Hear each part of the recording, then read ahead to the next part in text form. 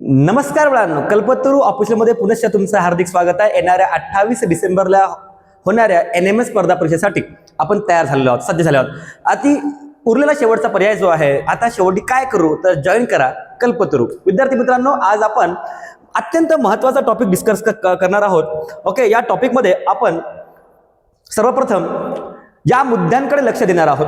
Okay, बघा आज आपण काय काय मुद्दे डिस्कस करणार आहोत, आपण कोणते कोणते मुद्द्यांवर भर देणार आहोत. पहा, पहिला मुद्दा जो आहे आपला, ठीक आहे, तो आहे शास्त्रज्ञ आणि त्यांचे शोध. म्हणजे शास्त्रज्ञांनी कोणत्या कोणत्या गोष्टीचा शोध लावलेला आहे, शोध घेतलेला आहे, त्यांनी त्यामध्ये काय योगदान दिलेलं आहे हे आपण बघणार आहोत. त्यानंतर भौतिक राशी, ठीक आहे, हा कन्सेप्ट आपण बघणार आहोत. भौतिक राशी आणि त्यांचे एकक काय असणार आहे, SI एकक काय आहे आणि CGS एकक काय आहे हे आपण डिटेलमध्ये पाहणार आहोत.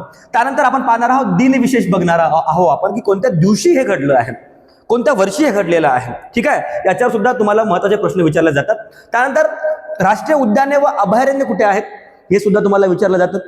ठीक आहे, नंबर 5ला आपण पाहणार आहोत रासायनिक अभिक्रिया व रासायनिक समीकरणे काय आहेत, म्हणजे केमिकल रिएक्शन आहे ज्यांना आपण यांचं विश्लेषण करणार आहोत आपण आज.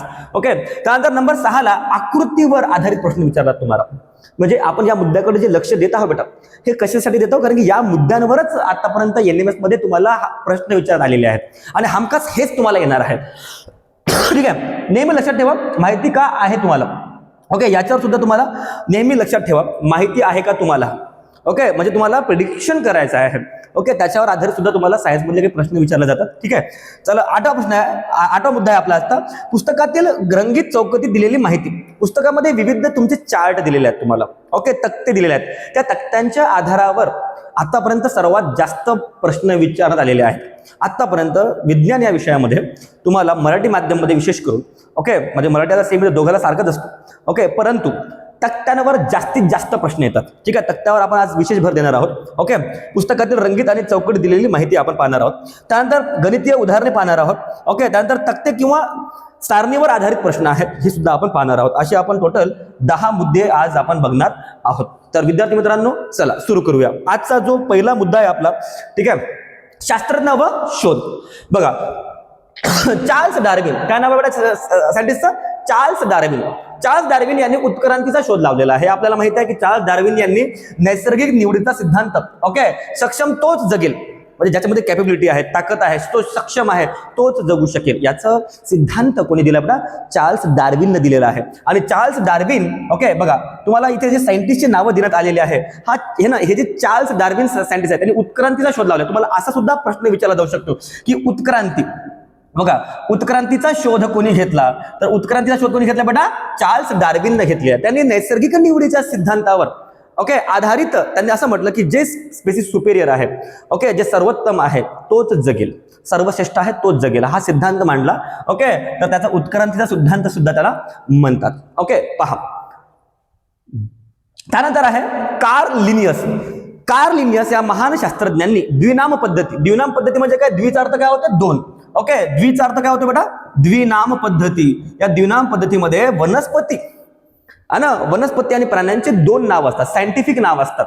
ओके, लोकल नाव वेगळं असतो आणि सायंटिफिक नाव वेगळं असतो. आंतरराष्ट्रीय स्तरावर आपण जेव्हा जातो त्यावेळेस, ओके, आपण जो यूज करतो, ओके, तर त्यावेळेस आपण जे टर्म यूज करतो, ती जी टर्म आहे त्या टर्मला लोकल नेम म्हणजे लोकल नाव आहे त्याला एक, आणि एक सामान्य नाव आहे आणि एक वैज्ञानिक नाव आहे. सामान्य नाव आणि वैज्ञानिक नाव याचा जो कन्सेप्ट आहे, हा कन्सेप्ट कोणी मांडला बेटा, कार्ल लिनियस यांनी मांडलेला आहे. आणि हे कार्ल लिनियसच होते की ज्यांनी सर्वप्रथम सजीवांचे वर्गीकरण केले होते. ओके, ठीक आहे, तर हे तुम्ही लक्षात ठेवायचं की सजीव द्विनाम पद्धती ही जी पद्धत आहे, आणि सर्वात पहिले त्यांनी कोणावर लागू केली होती, वनस्पतीवर लागू केली होती.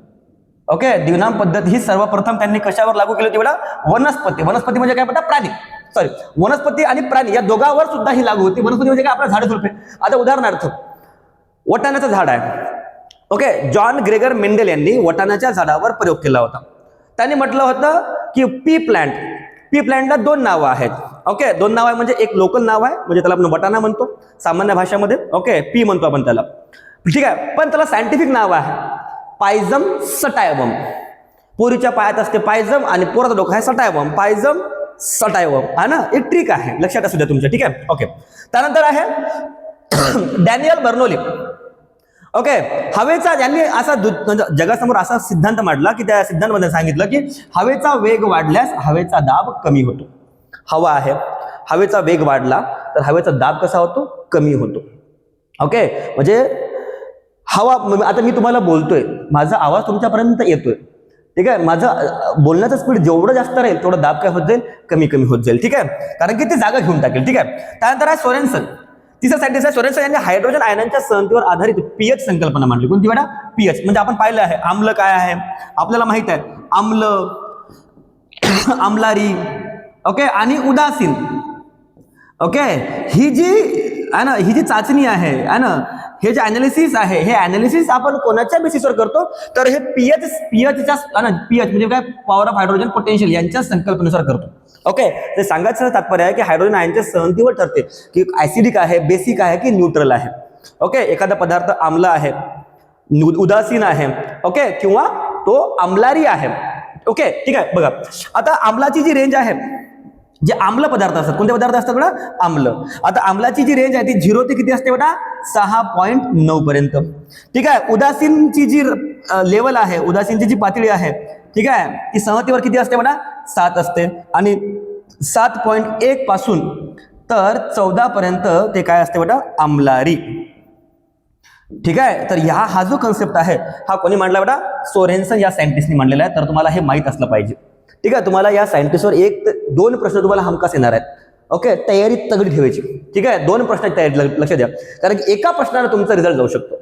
म्हणून वाचताना, अभ्यास करताना प्रॉपरली अनालिसिस करून करायचं. तर एकही सोडायचं नाही आपल्याला आज. ओके, चला. त्यानंतर आहे, ओके, त्यानंतर महत्वाचे एक सायंटिस्ट आहे, त्या सायंटिस्टचं नाव आहे थेल्स. काय नाव आहे त्यांचं, थेल्स. त्यांनी नाही का जगासमोर एक कन्सेप्ट मांडला. त्या कन्सेप्टमध्ये आपल्याला पाहायचं आहे आता की त्याने जो कन्सेप्ट मांडलेला आहे, या कन्सेप्टमध्ये त्यांनी कशावर भर दिलेला आहे. ओके, पहा. थेल्स यांनी ॲबरचे आकर्षण गुणधर्म शोधले, म्हणजे घर्षण आहे ना, घर्षण आहे ना. बघा, ॲबरचे आकर्षण गुणधर्म शोधले. 2 पदार्थ आहेत, त्या 2 पदार्थांमधला जो परस्पर संबंध आहे तो घर्षणामुळे होतो. ओके, त्याचा शोध कोणी घेतला, तर थेल्स या सायंटिस्टने घेतलेला आहे, थेल्स या वैज्ञानिकांनी घेतलेला आहे. ओके, चला पुढचा आहे ना.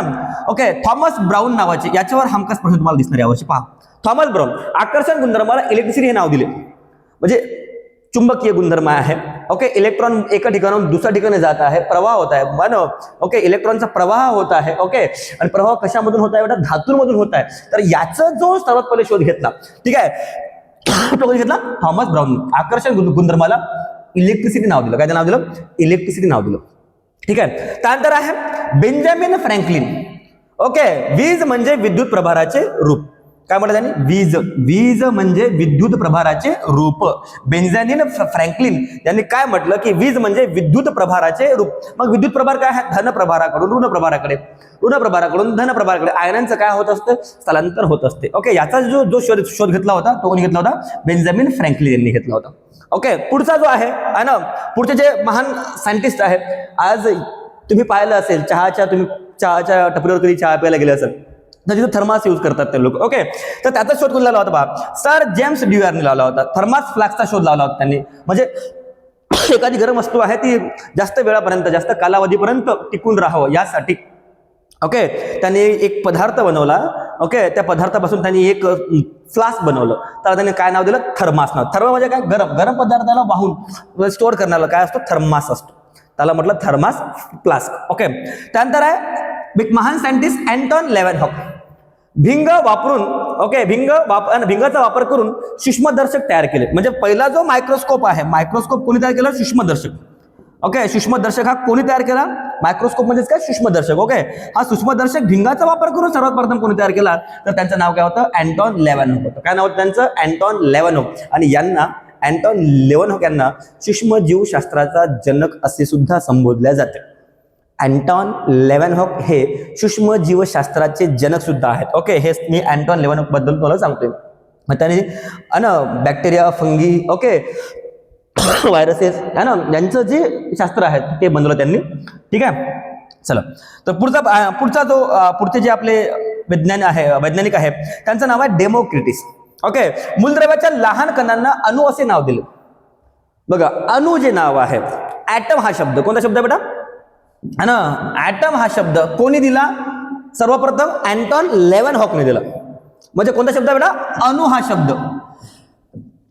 ओके, बापरे रामकृष्ण हरी. आता तुम्हाला मी सांगतो बघा, परमाणु हे नाव कोणी दिलं? कोणी बेटा? परमाणु हे नाव कोणी दिलं? तुम्हाला असा जरी प्रश्न आला, परमाणु हे नाव कोणी दिलं? ॲटमला, एलिमेंटला, ओके ठीक आहे, सूक्ष्मदर्शक कणाला, अतिशय लहान कणाला, ओके ठीक आहे, परमाणु हे नाव कोणी दिलं? तर तुम्हाला माहित असलं पाहिजे की आपल्या भारतातले ते ऋषी होते आणि त्यांचं नाव होतं महर्षी ऋषी कणाद. काय नाव होतं त्यांचं? महर्षी ऋषी कणाद हे त्यांचं नाव होतं. ओके, कणाद यांनी, महर्षी ऋषी कणाद यांनी काय नाव दिलं होतं बेटा? परमाणु हे नाव दिलं. परमाणु म्हणजे याच्याच पासून सर्व पदार्थ बनलेले आहेत आणि तो अविभाज्य घटक आहे. याचे आपण दोन तुकडे करू शकत नाही, साध्या डोळ्यांनी पाहू शकत नाही. ओके, अशा त्यांनी एक लहान कणाला काय नाव दिलं? परमाणु हे नाव दिलं. ठीक आहे. ओके, हे सुद्धा तुम्हाला विचारलं जाऊ शकते परीक्षेमध्ये. ठीक आहे, हे लक्षात ठेवायचं. परमाणु हे नाव कोणी दिलं? तर कोणी दिलं? महर्षी ऋषी कणाद. हे सुद्धा वैज्ञानिकच आहेत. ओके, ऋषी परंपरेतील वैज्ञानिक आहेत ते. ठीक आहे, चला पुढे जे पहा, Michael Faraday. Okay, Michael Faraday जे आहेत त्यांचं योगदान आपल्याला विसरता येणार नाही, कारण की इलेक्ट्रोमॅग्नेटिक इंडक्शनचा शोध यांनी लावलेला आहे. चुंबकीय बलरेषांची कल्पना त्यांनी सर्वात प्रथम जगासमोर मांडली. चुंबकीय बलरेषांची कल्पना ओके कोणी मांडली? Michael Faraday. ठीक आहे, त्यांनी इलेक्ट्रोमॅग्नेटिक इंडक्शनचा सुद्धा शोध लावलेला आहे. ओके, तुम्हाला 9व्या वर्गात आहे तो, 9वी 10वीला तुम्हाला आहे मायकल फॅराडे. ओके, चला त्यानंतर आहे sir Robert Whittaker. Sir Robert Whittaker यांनी सजीवांच्या 5 सृष्टी सांगितल्या. किती सांगितल्या बेटा सृष्टी? रॉबर्ट हार्डिंग विटाकर यांनी सजीवांच्या किती सृष्टी सांगितल्या बेटा? 5 सृष्टी सांगितल्या. मग त्यांचा अनुक्रम सांगा बरं मला, काय काय आहे अनुक्रम पहा. सर्वात पहिला जो आहे तो कोणता आहे बेटा? सजीव सृष्टीमध्ये मोनेरा. ओके, दुसरा कोणता आहे बेटा? प्रोटिस्टा. ठीक आहे, तिसरा कोणता आहे बेटा? कवक. चौथा कोणता आहे बेटा? वनस्पती. ठीक आहे, कर्म तुम्हाला सुद्धा विचार, कर्म जोड्या म्हणजे बरोबर सिक्वेन्स लावा म्हणते तुम्हाला, असा सुद्धा प्रश्न तुम्हाला येतो. ओके, आणि नंतर काय बेटा? प्राणी. ओके, ठीक आहे ना, म्हणजे मोनेरा, प्रोटिस्टा, कवक, वनस्पती आणि प्राणी हे सिस्टमॅटिक क्लासिफिकेशन कोणी केलं बेटा? 5 सृष्टी अशी कोणी मांडली बेटा? आर.एच. विटाकरने, रॉबर्ट विटाकर यांनी मांडलेली आहे. ओके, हे विसरायचं नाही, त्यांनी 5 सजीव सृष्टीचं वर्गीकरण केलेलं आहे. ओके, ठीक आहे. त्यानंतर आहे हान्स ओरेस्टेड यांनी तारेतून विद्युत प्रवाह गेल्यास चुंबकीय क्षेत्र निर्माण होते. म्हणजे एखादी तार आहे, लोखंडाची तार आहे, त्या तारेमधून आपण विद्युत धारा प्रवाहित केली तर त्याच्या आजूबाजूला काय तयार होते? चुंबकीय क्षेत्र तयार होते, मॅग्नेटिक फील्ड तयार होते. याचा शोध कोणी लावला? तर त्याचं नाव आहे हान्स ओरेस्टेड. ओके, ठीक आहे. चला, तर हे शास्त्रज्ञांची जी शोध आहेत तुमच्या पुस्तकातीलच आपण हा डाटा घेतलेला आहे आणि त्या डाटाच्या माहितीच्या आधारे आपण प्रत्येक जे शास्त्रज्ञ आहे ओके त्यांचं अनालिसिस केलेलं आहे की शास्त्रज्ञ आहे, शास्त्र नाव आहे आणि त्यांचा शोध आणि नियम काय आहे. ओके, जगासमोर त्यांना काय दिलं. आता याच्यावर आधारित प्रश्न पहा, पुढे पहा बघा, याच्यावर आधारित प्रश्न आहे. ठीक आहे, चला शास्त्रज्ञ ओके आणि त्यांनी लावलेले शोध. अजून आपल्या काही शास्त्रज्ञात महत्वाचे जे शास्त्रज्ञ आहे कार्ल लँडस्टायनर. काय नाव आहे शास्त्रज्ञाचं बेटा? Karl Landsteiner. बघा सन 1900 मध्ये, कधी बेटा? सन 1900 मध्ये कार्ल लँडस्टायनर यांनी रक्ताचे 3 गटाचा शोध लावला. तुम्हाला असा सुद्धा प्रश्न विचारला जाऊ शकते, कार्ल लँडस्टायनर यांनी एबीओ ब्लड ना, म्हणजे तुम्हाला प्रश्न काय येईल पहा, नीट ऐका मी काय बोलतोय. तुम्हाला प्रश्न येईल पुढील पैकी चुकीचं व्याख्यान काय आहे कार्ल लँडस्टायनर बद्दल. तर असा प्रश्न येईल तुम्हाला की त्यांनी रक्ताच्या 4 गटांचा शोध लावला, रक्ताचा 3 गटाचा शोध लावला, रक्ताचा ABO असं त्यांनी वर्गीकरण केलं आणि वरीलपैकी सर्व बरोबर. ओके, तर आता मला सांगा आपल्याला काय म्हटलं त्यांनी? अचूक नाही, चुकीची जोडी कोणती आहे? ओके, अयोग्य जोडी कोणती आहे? अयोग्य व्याख्यान काय आहे? तर अयोग्य व्याख्यान काय की ते रक्ताच्या 4 गटाचा शोध कार्ल लँडस्टायनर यांनी लावला का? नाही. रक्ताच्या 3च गटाचा शोध कोणी लावलाय बेटा? कार्ल लँडस्टायनर या महान शास्त्रज्ञांनी लावलाय. त्यांचे 2 विद्यार्थी होते, त्यांचं नाव होतं डिकॅस्टेलो अँड स्टर्लिंग. त्यांचे 2 विद्यार्थी होते, त्यांनी रक्ताच्या 4थ्या गटाचा शोध लावला. त्या गटाचं नाव त्यांनी दिलं होतं AB. ओके, आपण पाहणार आहोत बघा. आणि 1902 मध्ये 2 वर्षानंतर रक्ताचा जो 4था गट आहे डिकॅस्टेलो आणि स्टर्लिंग हे कार्ल लँडस्टायनर सरांचेच विद्यार्थी होते. ठीक आहे, बघा शिक्षक असे असले पाहिजे की त्यांच्या विद्यार्थ्यांनी सुद्धा विविध क्षेत्रामध्ये योगदान दिलं पाहिजे. म्हणजे विद्यार्थ्यांना खूप मेहनत करावं लागेल, पण त्याच्या विद्यार्थ्यावर शिक्षकांनी मेहनत करणं सुद्धा आवश्यक असते. ओके चला, तर थॉम्सन सरांनी काय केलं आहे पहा. ओके, हे तुम्हाला कळलं ना. रक्ताचे 4 गट आहेत, त्यापैकी ए बी ओचा शोध कोणी लावला? कार्ल लॅन्सटेनर लावला आहे. डिकास्टोला आणि स्टर्लिंग काय केलं? ए बी रक्तगट शोधला 1902 मध्ये. ठीक आहे, चला पुढचा प्रश्न पहा. पुढे पहा, थॉम्सन जे थॉम्सन ओके यांनी प्लम पुढील मॉडेल म्हणजे अणूचा जो प्रारूप आहे. ओके, यामध्ये आपण नाही का अणू कशा पद्धतीचं बिहेव करत असतो, अणूमध्ये काय काय आहे, त्याची संरचना कशी आहे. ओके, त्यांनी सांगितलं की अणू कशा प्रकारे अभिक्रिया करतात. ओके, हा मॉडेल जो आहे तो कोणी मांडला होता? जे थॉम्सन सरने मांडला होता. प्लम पुडिंग मॉडेल मांडला होता. ओके, अणू प्रारूप मांडलं होतं त्यांनी. त्यानंतर आहे सर रुदरफोर्ड, अँड्रेस्ट रुदरफोर्ड यांनी अणूचे केंद्रकीय प्रारूप सांगितले, म्हणजे त्याच्या अणूच्या केंद्रकामध्ये काय काय आहे. इलेक्ट्रॉन ना, प्रोटॉन आहे ना, इलेक्ट्रॉन. ठीक आहे, यांच्या जे संकल्पना आहेत की केंद्रकामध्ये काय काय आहेत. ठीक आहे, याचं संशोधन घेतलं होतं कोणी? ओके, रुदरफोर्ड सरांनी घेतलं होतं. अणूचे त्यांना केंद्रकीय प्रारूप सांगितलं. ठीक आहे, त्यानंतर सर कॅमिलिओ गॉल्गी, ठीक आहे, त्यांनी चेतासंस्थेची रचना यांचा अभ्यास केला आणि त्याच अवयवाला त्यांच्याच नावानं आपण ओळखतो आज गोल्गी कॉम्प्लेक्स म्हणून. ठीक आहे, त्यानंतर आहे जॉन स्टीमन यांनी जलीय सिमेंटचा शोध लावला आहे. ओके, तर यावर आधारित आपण जे प्रश्न आहेत आतापर्यंत विचारण्यात आलेले शास्त्रज्ञांची नावं आणि त्यांनी लावलेला शोध किंवा त्यांनी बनवलेले नियम किंवा त्यांनी सांगितलेला सिद्धांत, याच्यावर हमखास तुम्हाला 2 प्रश्न येतात. ओके, आतापर्यंत आलेलेच आहेत आणि दरवर्षी तुम्हाला शास्त्रांना 2 प्रश्न येतात, म्हणजे येतात. ठीक आहे, चला आता इथे पहा, ए बी आणि ओ या रक्तगटाचा शोध यांनी लावला. कोणी लावला सांगा बरं मला आता. Okay, doctor Karl Landsteiner, okay, Decastello Sterling, Carl Linnaeus, Robert Harding Whittaker यांचा काही संबंध आहे का रक्ताच्या गटासोबत? नाही. यांनी सजीवांच्या 5 सृष्टी सांगितल्या, त्याच्यामुळे रॉबर्ट हार्डिंग विटाकर आपला पर्याय नाही. ओके, कार्ल लिनियस यांनी द्विनाम पद्धती सांगितली, बायनॉमियल नॉमेनक्लेचर सिस्टीम सांगितली की प्रत्येक सजीवाला 2 नाव आपण दिले पाहिजे, आंतरराष्ट्रीय स्तरावर त्याची ओळख असली पाहिजे. ओके, तर ह्या सुद्धा आपला पर्याय नाही. ओके, डिकास्टोला स्टर्लिंग यांनी कोणत्या पद्धतीचा शोध लावला? ए आणि बी चा शोध लावला. कोणते लावला? ए आणि बी चा शोध, डिकास्टोला आणि स्टर्लिंग. ओके, मग ए बी आणि ओ या रक्तगटाचा शोध कोणी लावला? डॉक्टर कार्ल लॅन्डस्टायनर या महान शास्त्रज्ञांनी. ओके, 1900 या शतकामध्ये लावलं. ठीक आहे, चला त्यानंतर आहे सजीवांचे 5 गटात वर्गीकरण कोणी केले?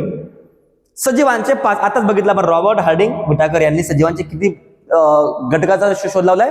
5. ओके, 5 सृष्टी सांगितले. तर कार्ल लिनियस यांनी द्विनाम पद्धत सांगितली. कोण सांगितली होती? द्विनाम पद्धती. ओके, ठीक आहे.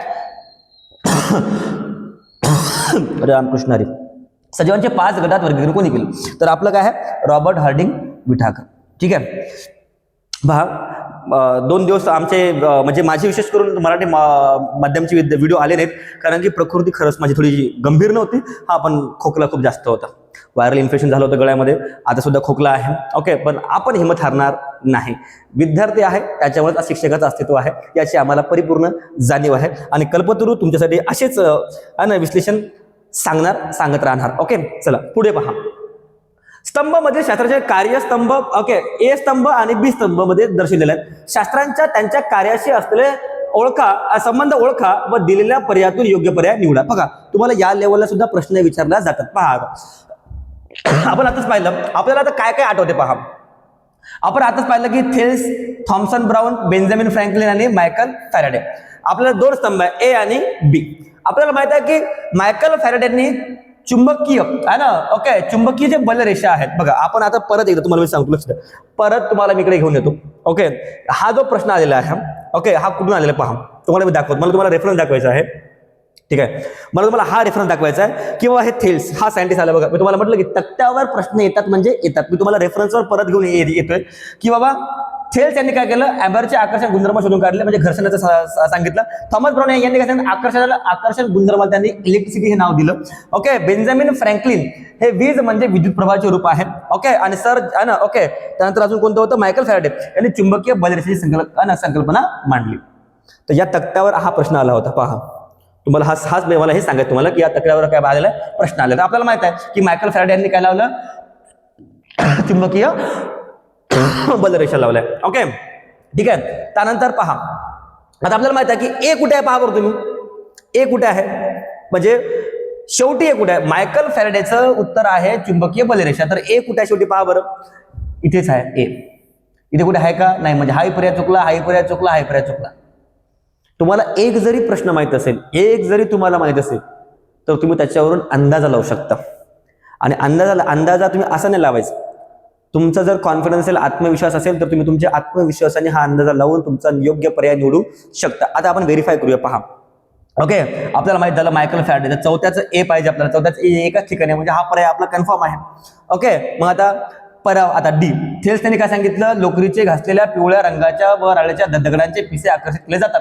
हे दाखवले. म्हणजे दोन पदार्थांमधला आकर्षणाचा सिद्धांत सांगितलं त्यांनी. घर्षणचा नियम सांगितला होता. कोणी सांगितला होता? थेल्सने. तर आपला पर्याय डी आहे. ओके, हा डी बरोबर आहे आपला. ओके, त्यानंतर Thomas brown. Okay, Thomas brown यांनी काय सांगितलं की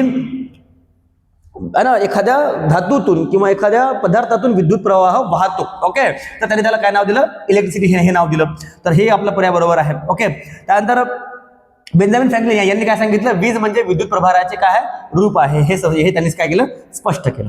म्हणजे आता तुम्हाला मला हे सांगायचं की थेल्सने हे सांगितलं, ठीक आहे. थॉमस ब्राउनने काय सांगितलं? इलेक्ट्रिसिटी आहे हे सांगितलं. ओके, म्हणजे बरोबर तुम्ही पहिलं आणि तुमचं पहिलं आणि चौथं मॅच होते का ते पाहायचं. ठीक आहे, तर तुमचं काय मिळेल? उत्तर बरोबर मिळेल. आता मी तुम्हाला सांगत नाही. ओके, मला तुम्ही सांगायचं, विद्युत वाहक तारेतून विद्युतधारा प्रवाहित केल्यास वाहकाभोवती चुंबकीय क्षेत्र तयार होते असे निरीक्षण प्रथम कोणी नोंदवले? ओके, पहा, सर्वात सोपा प्रश्न आहे बघा. मी तुम्हाला आता सांगतो, विद्युत वाहक तारेतून विद्युतधारा प्रवाहित केल्यास वाहकाभोवती चुंबकीय क्षेत्र तयार होते. म्हणजेच काय तयार होते? मॅग्नेटिक फील्ड म्हणतात त्याला. काय म्हणतात रे? मॅग्नेटिक फील्ड होतात. मग चुंबकीय क्षेत्र तयार होते याचा शोध कोणी घेतला? पहा, हा प्रश्न तुम्हाला मी रेफरन्स मध्ये दाखवतो बघा. ओके, इथे ऑप्शन बघा तुम्ही. ऑरस्टेड आहे, ओहम आहे, न्यूटन आणि गॅलिलिओ आहे. तर हे सांगितलं होतं कोणी बेटा? ऑरस्टेडने सांगितलं होतं. ओके, पहा, तुम्हाला मी रेफरन्स मध्ये तुम्हाला दाखवतो. आणि रजिस्टिव्हिटीचा जो आहे, रोधकतेचा, ओहमने काय सांगितली होती? रोधकता सांगितली होती. काय सांगितली होती बेटा? रोधकता सांगितली होती. आता ऑरस्टेड तुम्हाला दाखवतो. पहा बघा, तर तो विद्युत प्रवाह गेला चुंबकीय क्षेत्र निर्माण होते. म्हणजे काय तयार होते? मॅग्नेटिक फील्ड तयार होते.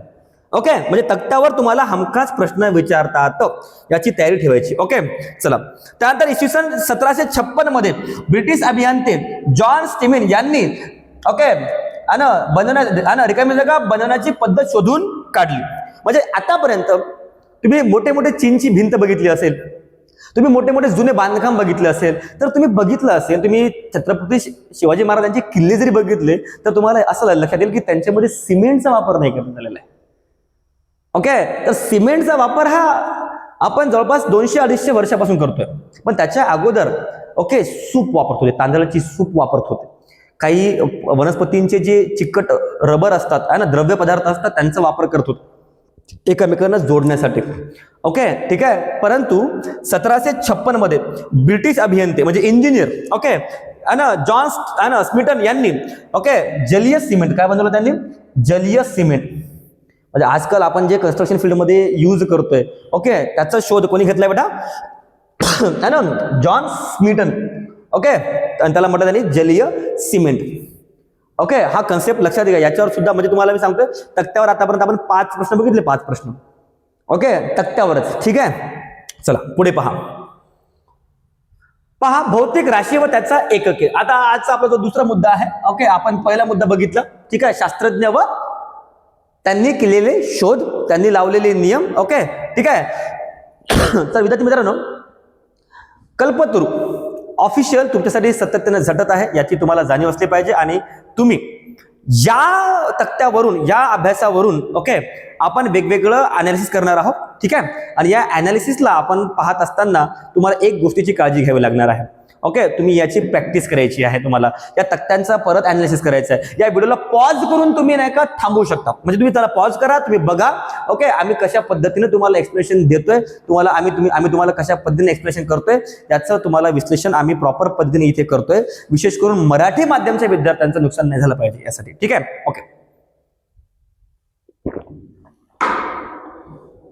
ठीक आहे. ओके, पहा, भौतिक राशी व एकके.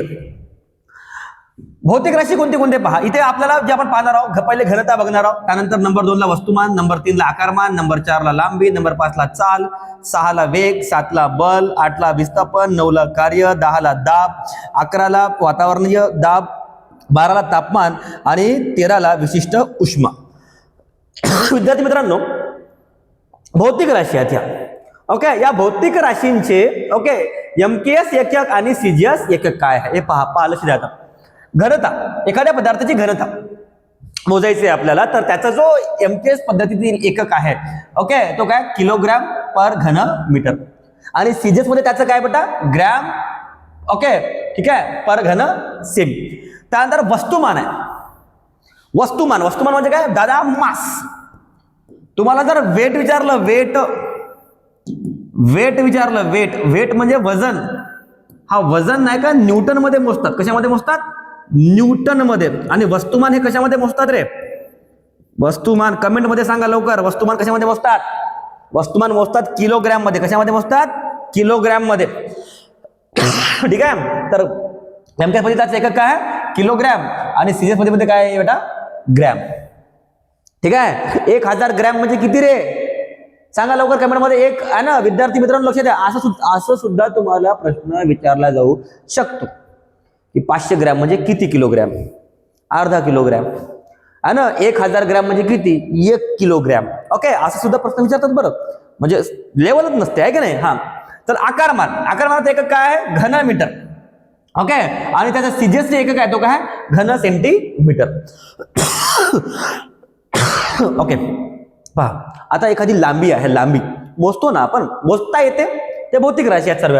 ओके, आता लांबी आहे, त्याचा जो एकक आहे, लांबीचा जे एकक आहे तो काय बेटा? मीटर. आणि सीजीएस एकक काय त्याचा? सेंटीमीटर. मग आता किती मीटर म्हणजे 1 मीटर? 100 सेंटीमीटर म्हणजेच किती रे? 1 मीटर. ओके, 100 सेंटीमीटर म्हणजे काय बेटा? 1 मीटर. हे लक्षात असू द्या, हे सर्वांना माहिती असलं पाहिजे. ओके, आणि किती तुम्हाला फीट माहिती आहे की नाही? फीट म्हणजे 1 फीट आहे की 2 फीट आहे की 3 फीट आहे? ओके, फूट म्हणतो आपण त्याला. तर 30 सेंटीमीटर म्हणजे किती फूट? 1 फीट. हे तुम्हाला माहिती असलं पाहिजे. ओके, चला. त्यानंतर आहे चाल. तुझी चाल तुरु पहा आता कशी आहे. चाल काय आहे? चालाचं एकक काय आहे एमकेएस पद्धतीत? Metre per second. ओके, आणि सीजीएस मध्ये काय? Centimetre per second. म्हणजे सीजीएस मध्ये तुम्हाला 3 शून्य खाली उतरावं लागतं, आणि एमकेएस पद्धतीमध्ये 3 शून्य वर जावं लागतं, पॉवर मध्ये जावं लागतं, घातांक मध्ये जावं लागतं आपल्याला. ओके, चला. तर तुझी चाल तुरु. ओके, मग आता वेग आहे. वेगाचा एकक काय आहे बघा? Metre per second. म्हणजे चाल आणि वेग यांचा जो एकक आहे तो कसा आहे? ओके, कसा आहे बेटा? सारखा आहे. ठीक आहे. सेंटीमीटर आणि सेंटीमीटर पर सेकंद दोघांचं, चाल आणि वेग यांचा जो एकक आहे तो काय बेटा? सारखा आहे. ओके, चालला आपण काय म्हणतो? स्पीड. ओके, आणि ह्या आहे ना, ही बघा, ही चाल ना, चाल. आणि ही वेग म्हणजे काय बेटा? वेलॉसिटी. काय असते ही असते? वेलॉसिटी. ठीक आहे ना. चला. ओके, आता बल म्हणजे काय रे बेटा? फोर्स. ओके, फोर्सचा एकक काय आहे बेटा? न्यूटन. काय बेटा? न्यूटन. आणि तो तुम्हाला कदाचित परीक्षेमध्ये एन म्हणून सुद्धा येऊ शकतो की बाबा बलाचा एकक पुढीलपैकी काय आहे. तर तिथे न्यूटन जर नाव नाही असलं, फक्त एन हा सिंबल असलं, तरी तुमचं उत्तर काय असणार? न्यूटन असणार. ओके, एन हा न्यूटन साठी वापरला जातो. ठीक आहे, लक्षात असू द्या तुम्हाला. ओके, आणि त्याचा जो सीजीएस युनिट आहे, ओके, सीजीएस युनिट आहे, बलाचा जो सीजीएस युनिट आहे, ओके, ते खतरनाक आहे थोडंसं. पहा काय आहे? डाईन. काय आहे बेटा? डाईन. ओके, म्हणजे न्यूटन म्हणजे बल. ओके, लावतो आपण फोर्स. तर त्याचा जो एकक आहे एमकेएस पद्धतीमध्ये तो काय आहे? न्यूटनच आहे. ओके, परंतु जेव्हा सीजीएस पद्धतीमध्ये आपण पाहतो त्याचं एकक तो काय बेटा? चुडेल. चुडेलला आपण काय म्हणतो? डाईन आहे का नाही? लक्षात ठेवायसाठी सांगतो, तुमच्या लक्षात राहिलं पाहिजे. सीजीएस एकक काय आहे? तर डाईन आहे. ओके, चुडेल नका म्हणू रे. हा, काय म्हणायचं? ताईला डाईन म्हणायचं. ओके, चला. ओके, पुढे आहे विस्थापन, डिस्प्लेसमेंट. म्हणजे एका ठिकाणाहून दुसऱ्या ठिकाणी जातोय. म्हणजे एखाद्या वस्तूचं काय होत आहे? विस्थापन होत आहे. आणि विस्थापन झाल्यावर काय कापतं? काय जवळ करतं? अंतर आहे ना. तर मग अंतर आपण कशाने मोजतो? मीटर मध्ये. लांबी गेली ना. ठीक आहे, तर त्याचं SI युनिट जो आहे, MKS पद्धतीत जो युनिट आहे तो काय बेटा मीटर, आणि सीजीएस मध्ये काय बेटा सेंटीमीटर. ओके, त्यानंतर आहे कार्य. कार्य करणं कार्य म्हणजे काय, कार्य म्हणजे काय, वर्क म्हणजे काय, ऍक्शन, क्रिया. आपण काही करतो. आता मी तुम्हाला बोलतो, हे सुद्धा काय झालं एका प्रकारचं कार्य. आता उदाहरणार्थ माझ्याकडे ग्लास आहे आणि मी पाणी पितोय. मी पाणी पिलं, काय केलं मी, कार्य केलं. कशा कार्य, कार्य म्हणजे काय, कार्य म्हणजे काय ऍक्शन. आपण काहीही क्रिया करतोय आणि त्या कार्याला काय लागतं, ती म्हणजे कोण, ऊर्जा.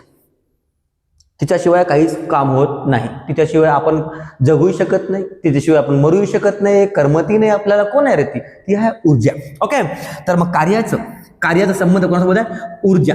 ऊर्जा म्हणजे कोण रे, एनर्जी. मग एनर्जीचं एकक काय आहे, जूल. मग कार्याचं एकक काय राहणार, जूल राहणार.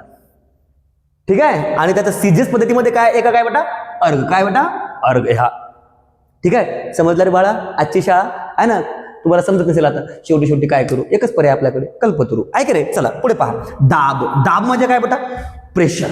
ओके, आता प्रेशर म्हणजे काय बघा, हा जो बल आहे, हा बल आणि दाब हे थोडं परस्पर संबंध आहे यांचं. दाब न्यूटन पर मीटर स्क्वेअर, न्यूटन पर मीटर स्क्वेअर, किंवा त्याला काय म्हणतात आपण, पास्कल. काय म्हणतो आपण त्याला, पास्कल. एखाद्या पदार्थावर, एखाद्या वस्तूवर आपण दाब किती टाकतोय हे आपल्याला मोजता येतं. ते पास्कल मध्ये सुद्धा मोजू शकतो आपण, आणि न्यूटन पर मीटर मध्ये सुद्धा मोजू शकतो. त्याच्या दोन्ही पद्धतीत एकक हा स्टँडर्ड असल्या कारणामुळे त्याचा जो MKS पद्धतीत एकक आहे तोच कन्सिडर केला जातो, न्यूटन पर मीटर स्क्वेअर. ठीक आहे. चला, त्यानंतर ऍटमॉस्फेरिक प्रेशर, वातावरणीय दाब. तर हे बार मध्ये मोजतात. कशामध्ये मोजतात, बार किंवा हेक्टोपास्कल. कशामध्ये मोजतात ते, हेक्टोपास्कल मध्ये मोजतात. ओके, ठीक आहे. हे याच्यावर तुम्हाला, या तक्त्यावर तुम्हाला प्रश्न येतात म्हणजे येतात हमखास. ओके, म्हणजे तक्ते खूप करायचे, आताच अनालिसिस करायचं. ठीक आहे. त्यानंतर आहे तापमान. तापमान म्हणजे काय रे बाबा, तापमानाचे विविध एकक आहे. मग काय काय एकक आहे, केल्विन हा एकक आहे, सेल्सिअस हा एकक आहे, फॅरनहाइट हा एकक आहे. तुम्हाला बऱ्याचदा असं देईल की फॅरनहाइट आणि सेल्सिअस दिले, तुम्हाला डिग्री सेल्सिअस देईल ते. ओके, तर ते असं सुद्धा पर्याय बरोबर आहे आपला. ओके, KFC तापमानाचं एकक काय लक्षात ठेवायचं, KFC ठेवायचं. ठीक आहे. त्यानंतर आहे विशिष्ट उष्मा. याचं जे एकक आहे, ठीक आहे, ते आहे जूल पर किलोग्रॅम डिग्री सेल्सिअस. म्हणजे आपण उष्णतेचा वापर करतोय. ओके, आता जेव्हा आपण खाण्यापिण्याची जी उष्णता आहे, खाण्यापिण्याची जी एनर्जी आहे, त्याचं एकक काय आहे रे बाबा, किलो कॅलरी. ठीक आहे, काय लक्षात ठेवायचं, किलो खातो पितो आपण, ती ऊर्जा युटिलाइज होते. ओके, आपल्यामध्ये त्याचा वापर करतोय आपण ऊर्जेचं, खाण्यापिण्यामधून जी ऊर्जा मिळते त्याचं जे मोजण्याचं एकक आहे ते किलो कॅलरी आहे. ठीक आहे, हे लक्षात असू द्या तुम्हाला. चला, याच्यावर आधारित जे प्रश्न आलेले आहेत पहा. याच्यावर आता आपण जे तक्ता घेतला याच्यावर आधारित प्रश्न आलेले आहेत पहा. खालील तक्त्यातील भौतिक राशीची MKS व CGS पद्धतीतील एककांचे निरीक्षण करा, त्यांच्या योग्य जोड्या जुळवून अचूक पर्याय निवडा. ओके, पहा विद्यार्थी मित्रांनो, इथे आपल्याला माहित आहे वेग, क्षेत्रफळ, आकारमान आणि घनता. आपण आताच बघितलं. आपल्याला काय करायचं आहे, दोन कोणतेही बघायचं, पहिलं बघायचं आणि चौथं बघायचं, पहिलं बघायचं चौथं बघायचं, पहिलं चौथं या कॉम्बिनेशन मध्ये बघायचं. ठीक आहे, कोणतेही दोन बघायचे, ते बरोबर आलं तर समजून द्यायचं आपलं उत्तर जवळपास आहे. ठीक आहे, पहा आता वेग आहे. वेग आपण कशाने मोजतो, ओके, मीटर पर, बघा वेग आपण कशाने मोजतो, मीटर पर सेकंद. क्षेत्रफळ आपण कशाने मोजतो, चौरस मीटर. ओके, पहा त्यानंतर आहे आकारमान. ओके, आकारमान आपण कशाने मोजतो, एखाद्या वस्तूचं आकारमान आहे. आता आपल्याला हे दोन कळालं, पहिलं आणि आपल्याला दुसरं कळालेलं आहे. तर आता पहिल्याचं काय आहे, तिसरं आहे. मग सी कुठे आहे पहा बरं आता तुम्ही इथे. ओके, सी तर या पर्यायामध्ये दिसतंय आपल्याला दोन मध्ये. ठीक आहे, हा बी आपल्याला इथे दिसतोय. म्हणजे आता हे बाकीच्या पर्यायामध्ये आपलं कुठे मॅच होत आहे का, BP A आणि DES कुठे मॅच होत आहे का बेटा, नाही. तर ज्याच्यामुळे हेही पर्याय चुकलं, हेही पर्याय चुकलं आपलं. ओके, पर्यायामध्ये आपल्याला दोनच पाहायचे आहेत, तर हा उत्तर आपला बरोबर आहे. ठीक आहे, आता आपण आताच बघितलं, या तक्त्यावर पहा. लगेच आपण या तक्त्याला तर तुम्ही अनालिसिस केलं तर तुम्हाला तुमच्या प्रश्नांची उत्तरं मिळतात. आकारमान हा घन मीटर मध्ये आहे. पहा आहे ना. ओके, म्हणजे याचं काय आलं बी, तिसऱ्याचं काय आलं बी, तर तिसऱ्याचं कुठे आहे बी आहे. ओके, तुम्ही एक जोडी बघितली, ठीक आहे, तर तुमचा हा उत्तर बरोबर येतो. हा तुम्हाला कन्फ्युज करायसाठी दिलेला असतो. ओके, तुम्हाला भ्रमित करायसाठी दिलेला असतो. तुम्ही तुमचा प्रयत्न चालू ठेवायचा. ठीक आहे. ओके, चला पुढे पहा. खालीलपैकी तापमानाचे एकक कोणते आहे? आणि तापमान म्हणजे काय टेम्परेचर. आताच बघितलं आपण. जूल हा ऊर्जेचा एकक आहे. कॅलरी ही सुद्धा ऊर्जा आहे. अर्ग सुद्धा ही ऊर्जा आहे. तर केल्विन मध्ये, कशामध्ये केल्विन. पुढच्या वर्षी तुम्हाला टेम्परेचर सुद्धा म्हणजे तुम्हाला डिग्री सेल्सिअस असा सुद्धा प्रश्न विचारला जाऊ शकतो. आता येणाऱ्या 28 डिसेंबरला हा प्रश्न तुम्हाला येणार म्हणजे येणारच. ओके, की खालीलपैकी तापमानाचे एकक कोणते आहे? तापमान आपण कशामध्ये मोजतो? केल्विन, फॅरनहाइट आणि सेल्सिअस. ओके, KFC लक्षात ठेवायचं. तापमानाचं एकक काय आहे? KFC. K for kelvin, F for Fahrenheit आणि C फॉर सेल्सिअस. ओके, चला. आता घनतेचे एकक SI पद्धतीत आहे. आता घनता म्हणजे काय आपण आता बघितलं है ना. बघा, मला लगेच रेफरन्स दाखवतो मी. पहा, घनता किलोग्राम पर है ना घन मीटर. ठीक आहे, तर पहिलेच आहे. तर आपला पर्याय इथे कुठे तुम्हाला दिसतो का? हो, है ना, किलोग्राम पर मीटर है ना, घनता है ना. ओके, मीटर क्यूब आहे इथे, किलोग्राम मीटर क्यूब. ठीक आहे, इथे काय न्यूटन हा बलाचा संबंधित आहे का? नाही आहे. मग पास्कलचा आहे का? नाही आहे. ओके, ग्रॅम हा सिरियस आहे. तर इथे काय विचारलं त्यांनी? SI विचारलाय. म्हणून आपला पर्याय काय आहे? पहिलाच आहे, किलोग्राम पर मीटर क्यूब. चला पुढचा प्रश्न पहा. दिनविशेष हा आजचा तिसरा मुद्दा आहे आपला. बघा विद्यार्थी मित्रांनो, कल्पतरू तुमच्यासाठी झटत आहे. जीवाच्या आकांताना आम्ही तुम्हाला शिकवतो. सकाळची झोप सोडा आणि उठा, जागे व्हा. 28 डिसेंबरला तुम्ही 28 डिसेंबर मध्ये होणाऱ्या तुमची जी परीक्षा आहे NMS ची, त्याच्या अगोदर जर तुमच्याकडे हा व्हिडिओ पोहोचला असेल ना, तर तुम्ही खरंच भाग्यवान आहात. ओके, कारण की हे प्रश्न तुम्हाला येणारच आहे. दिनविशेषवर सुद्धा तुम्हाला हमखास प्रश्न विचारतात. पहा आता बघा, 29 एप्रिल ओके हा जागतिक बेडूक दिन म्हणून साजरा केला जातो. आता बेडूक काय संबंध असेल सांगा बरं? काय डायरेक्ट संबंध आहे का आपलं? हो आहे. कारण की परिसंस्थेमध्ये बेडूक हा अत्यंत महत्वाचा घटक आहे. जसं की वनस्पती आहे, त्यांना खाणारे कोण असतात? पानतोडे, नाकतोडे असतात. नाकतोडला कोण खातो? हा बेडूक खातो. बेडकाला कोण खातो? साप खातो. सापाला कोण खातं? गिरूड खातो. आणि गिरूड मेल्यानंतर त्याला कोण खातं? आहे ना, बॅक्टेरिया आणि फंगी खातात. त्याला जीवाणू आणि कवक त्याला खातात आणि परत वनस्पतीवर त्यांना मिसळवतात. तर बेडूक हा अत्यंत महत्वाचा घटक आहे. ओके, पुढे पहा. 16 ऑक्टोबर ओके 29 एप्रिल हा जागतिक बेडूक दिन म्हणून साजरा केला जातो. 16 ऑक्टोबर जागतिक अन्न सुरक्षा दिन. अन्न सुरक्षा दिन म्हणजे आपल्याला अन्नाचं महत्व माहित पाहिजे. ओके, त्या दिवशी तुम्ही पाहिलं असेल 23 डिसेंबर. ओके, 23 डिसेंबर हा जागतिक कृषी दिन म्हणून साजरा केला जातो. शेतकरी दिन म्हणून साजरा केला जातो. शेतकरी, जागतिक शेतकरी दिन. कृषी दिन 1 जुलैला आहे. पण शेतकरी दिन जे आहे, शेतकऱ्यांचा हक्काचा जो दिवस आहे तो कोणता आहे? 23 डिसेंबर. आपण आत्ताच साजरा केला आहे. ओके, कल्पतरू ऑपरेशनने तो दिवस साजरा केला आहे. ठीक आहे, 23 डिसेंबर. ठीक आहे, पण 16 ऑक्टोबर हा जागतिक अन्न सुरक्षा दिन. कारण अन्नाचं महत्व खूप गरजेचं आहे. खूप सारे असे देश आहेत की त्या देशामध्ये अन्न सुद्धा त्यांना बरोबर त्यांना खायला मिळत नाही. कुपोषित आहेत काही देश. म्हणजे काही देशातील लोक जे आहेत त्यांना प्रॉपरली अन्न खायला मिळत नाही. ओके, भेटलं तरी अन्न तरी ते सडकं फिडकं मिळतं. त्याच्यामध्ये पोषक तत्व नसतं. ठीक आहे, तर त्याच्यासाठी नाही का 16 ऑक्टोबर हा जागतिक अन्न सुरक्षा दिन म्हणून साजरा केला जातो. ठीक आहे, त्यानंतर 1954 मध्ये अन्न भेसळ पंतप्रधान कायदा बनला भारतामध्ये. की बाबा पहिले काय होतं की मिलावटी खूप जास्त होत्या ना. अन्न पदार्थामध्ये काय करायचे? मिलावट जास्त करायचे, भेसळ जास्त करायचे. तुम्ही आता बी होत आहे. आता तर थोडं स्टँडर्ड लेवलला भेसळ करतात लोक, केमिकल पद्धतीने करायला लागलेले आहेत. ओके, प्लास्टिकचे तांदूळ आले मार्केटमध्ये. म्हणजे ही किती मोठी शोकांतिका आहे की नाही? तर याच्यासाठी 1954 मध्येच हा कायदा बनला, अन्न भेसळ प्रतिबंधक कायदा बनलेला आहे. ठीक आहे, त्यानंतर 1976 मध्ये राष्ट्रीय पूर आयोग ची स्थापना झाली भारतामध्ये. 1976 मध्ये है ना राष्ट्रीय पूर आयोग ची स्थापना झाली. बघा, पश्चिम बंगालमध्ये काही जिल्हे असे आहेत की ते गंगा जी नदी आहे त्याला लागूनच आहे. ओके, म्हणजे त्याचा जो प्रभाव आहे तो पश्चिम बंगालवर खूप मोठ्या प्रमाणात पडतो. ओके, ठीक आहे, उत्तर प्रदेशातील काही भाग आहे की गंगा नदी जी आहे त्यांना खूप भयंकर मोठं पूर आलं होतं. आणि आता तुम्ही यावर्षी बघितलं 2025 मध्ये. ओके, अर्ध पंजाब 40% पंजाब हा जलमग्न झाला होता. म्हणजे वेगवेगळ्या ज्या नद्या आहेत त्यांना महापूर आले होते. ओके, तर याचं मॅनेजमेंट, ओके, याची जी परिकल्पना संकल्पना आहे, ओके, याचं जी व्यवस्थापन आहे, ओके, याच्यासाठी जे आयोग गठन करण्यात आलं त्या आयोगाचं गठन 1976 मध्ये राष्ट्रीय पूर आयोग म्हणून स्थापना झालेली आहे. ओके, ठीक आहे, चला पुढे आहे. 13 ऑक्टोबर आंतरराष्ट्रीय नैसर्गिक आपत्ती म्हणजे काय, डिझास्टर प्रतिबंधक दिन. आंतरराष्ट्रीय नैसर्गिक नॅचरल म्हणजे बघा, आता तुम्ही 2019 मध्ये पाहिलं असेल की कोविड व्हायरस आला होता, विषाणूचा प्रभाव पूर्ण जगावर पडला होता. ओके, ती आपत्ती कोणती होती मग? अमेरिकेनं म्हटलं की बाबा ती मानवनिर्मित आपत्ती असू शकते, कारण की कोविड व्हायरस हा चायनाने बनवलं असं काही लोकांचा आरोप आहे. सिद्ध झाला नाही तो भाग वेगळा, पण मला सांगायचं काय आहे की असे भरपूर वेगवेगळ्या बिमारी आल्यात. ओके, तर या बिमारी नाही का जागतिक लेवलला आल्यात. ओके, मग हे एका प्रकारची काय होता, आपत्ती आहे. नैसर्गिक म्हणजे काय, ज्वालामुखी येणं, भूकंप येणं, ओके, सुनामी येणं, या नैसर्गिक आपत्ती आहेत. हे संपूर्ण जगावर प्रभाव पडू शकतो. ठीक आहे, म्हणून यांना नैसर्गिक आपत्ती म्हणतात. ठीक आहे, जंगलाला आग लागणे हे सुद्धा एका पद्धतीनं नैसर्गिक आपत्तीमध्ये मोडतात.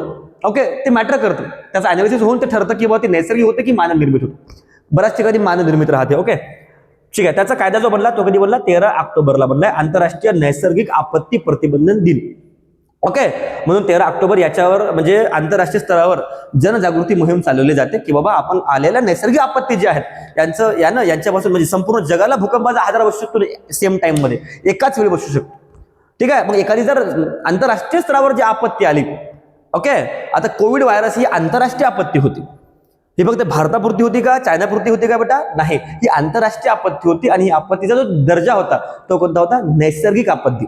मानव निर्मित आपत्ती तुम्हाला एकच वाटतं बाबा आहे ना, लग्न आहे की नाही, बरं आहे की नाही मला माहित नाही, अनुभव नाही आपल्याला. ओके, चला पहा, 14 ऑगस्ट 1956 तेल आणि नैसर्गिक वायू महामंडळाची स्थापना झाली भारतामध्ये. 14 ऑगस्ट 1956 मध्ये तेल आणि नैसर्गिक वायू महामंडळाची स्थापना झाली.